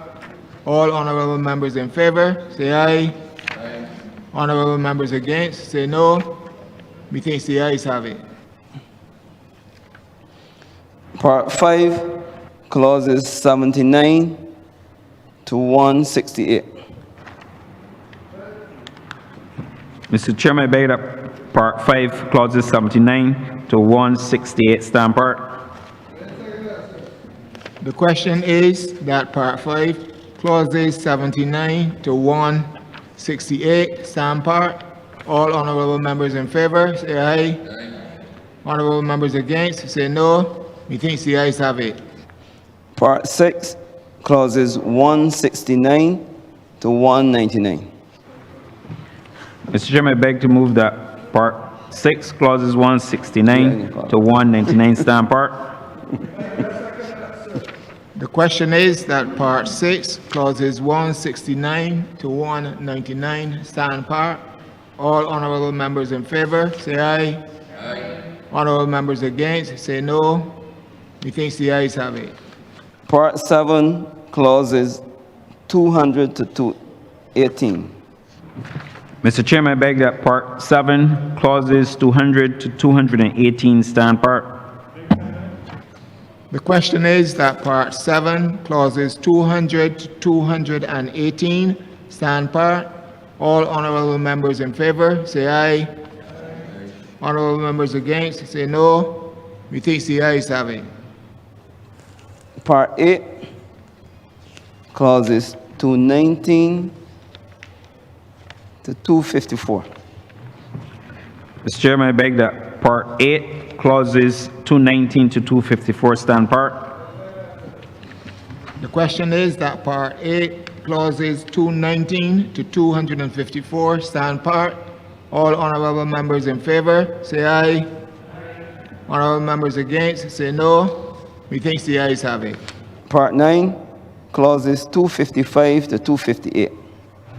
Mr. Chairman, I beg that Part 9, clauses 255 to 258 stand part. The question is that Part 9, clauses 255 to 258 stand part. All honorable members in favor, say aye. Honorable members against, say no. Methinks the ayes have it. Part 10, clauses 259 to 276. Mr. Chairman, I beg that Part 10, clauses 259 to 276 stand part. The question is that Part 10, clauses 259 to 276 stand part. All honorable members in favor, say aye. Honorable members against, say no. Methinks the ayes have it. Part 11, clauses 277 to 283. I beg that Part 11, clauses 277 to 283 stand part. The question is that Part 11, clauses 277 to 283 stand part. All honorable members in favor, say aye. Honorable members against, say no. Methinks the ayes have it. Part 12, clauses 284 to 290. Mr. Chairman, I beg that Part 12, clauses 284 to 290 stand part. The question is that Part 11, clauses 284 to 290 stand part. All honorable members in favor, say aye. Honorable members against, say no. Methinks the ayes have it. Part 13, clauses 291 to 304. Mr. Chairman, I beg that Part 13, clauses 291 to 304 stand part. The question is that Part 13, clauses 291 to 304 stand part. All honorable members in favor, say aye. Honorable members against, say no. Methinks the ayes have it. Part 14, clauses 305 to 310. Mr. Chairman, Part 14, clauses 305 to 310, I would like to move an amendment, sir. Clause 310, 282, the second line, sorry, we're substituting for, and we are inserting R. So it should read relations to vessels of 500 GT, gross tons, and above carrying more than 12 industrial personnel are compliant. So I beg to move that amendment, sir. So, Mr. Speaker, I beg to move that Part 14, 305 to 310 as amended stand part. The question is that Part 14, clauses 305 to 310 as amended stand part. All honorable members in favor, say aye. Honorable members against, say no. Methinks the ayes have it.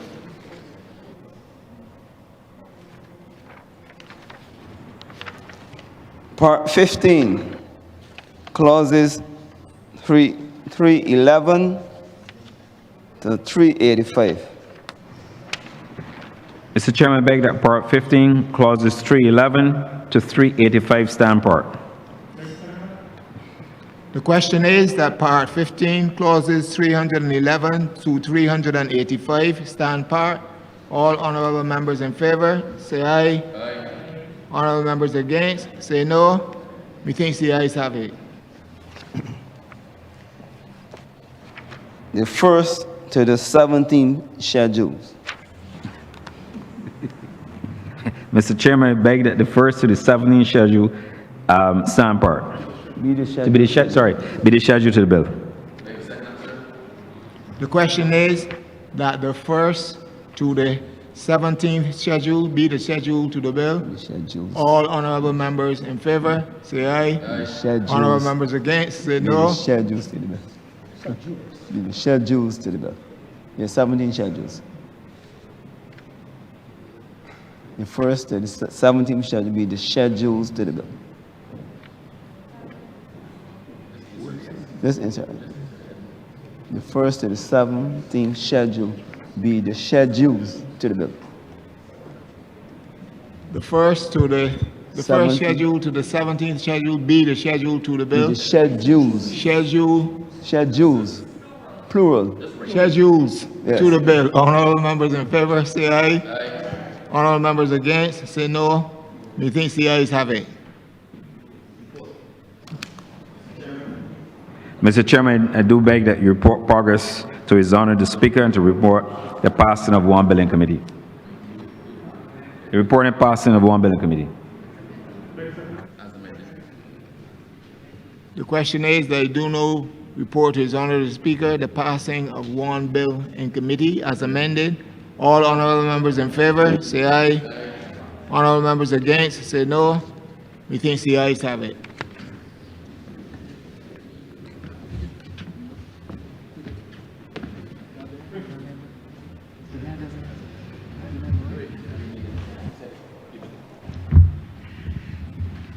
The chairman of committees has reported the passing of one bill as amended in committee. All members, the Michael West Central. Mr. Chairman, I beg that the bill be read a third time. The question is that the bill be read a third time. All those honorable members in favor, please say aye. Those against, please say no. Me think the ayes have it. Mr. Chairman, I beg that the bill be now passed and be cited as the Seafarers Act 2026 as amended.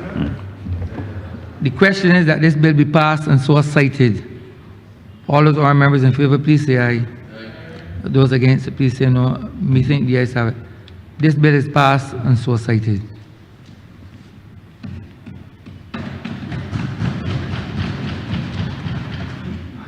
Honorable Leader, government business. Thank you, Mr. Speaker. With that, we've come to the end of today's sitting. I therefore beg to move the adjournment of the House until Tuesday, the 19th of May at 10 a.m. The question is that this honorable chamber be adjourned until Tuesday, the 19th of May, 2026 at 10 a.m. in the forenoon. All those honorable members in favor, please say aye.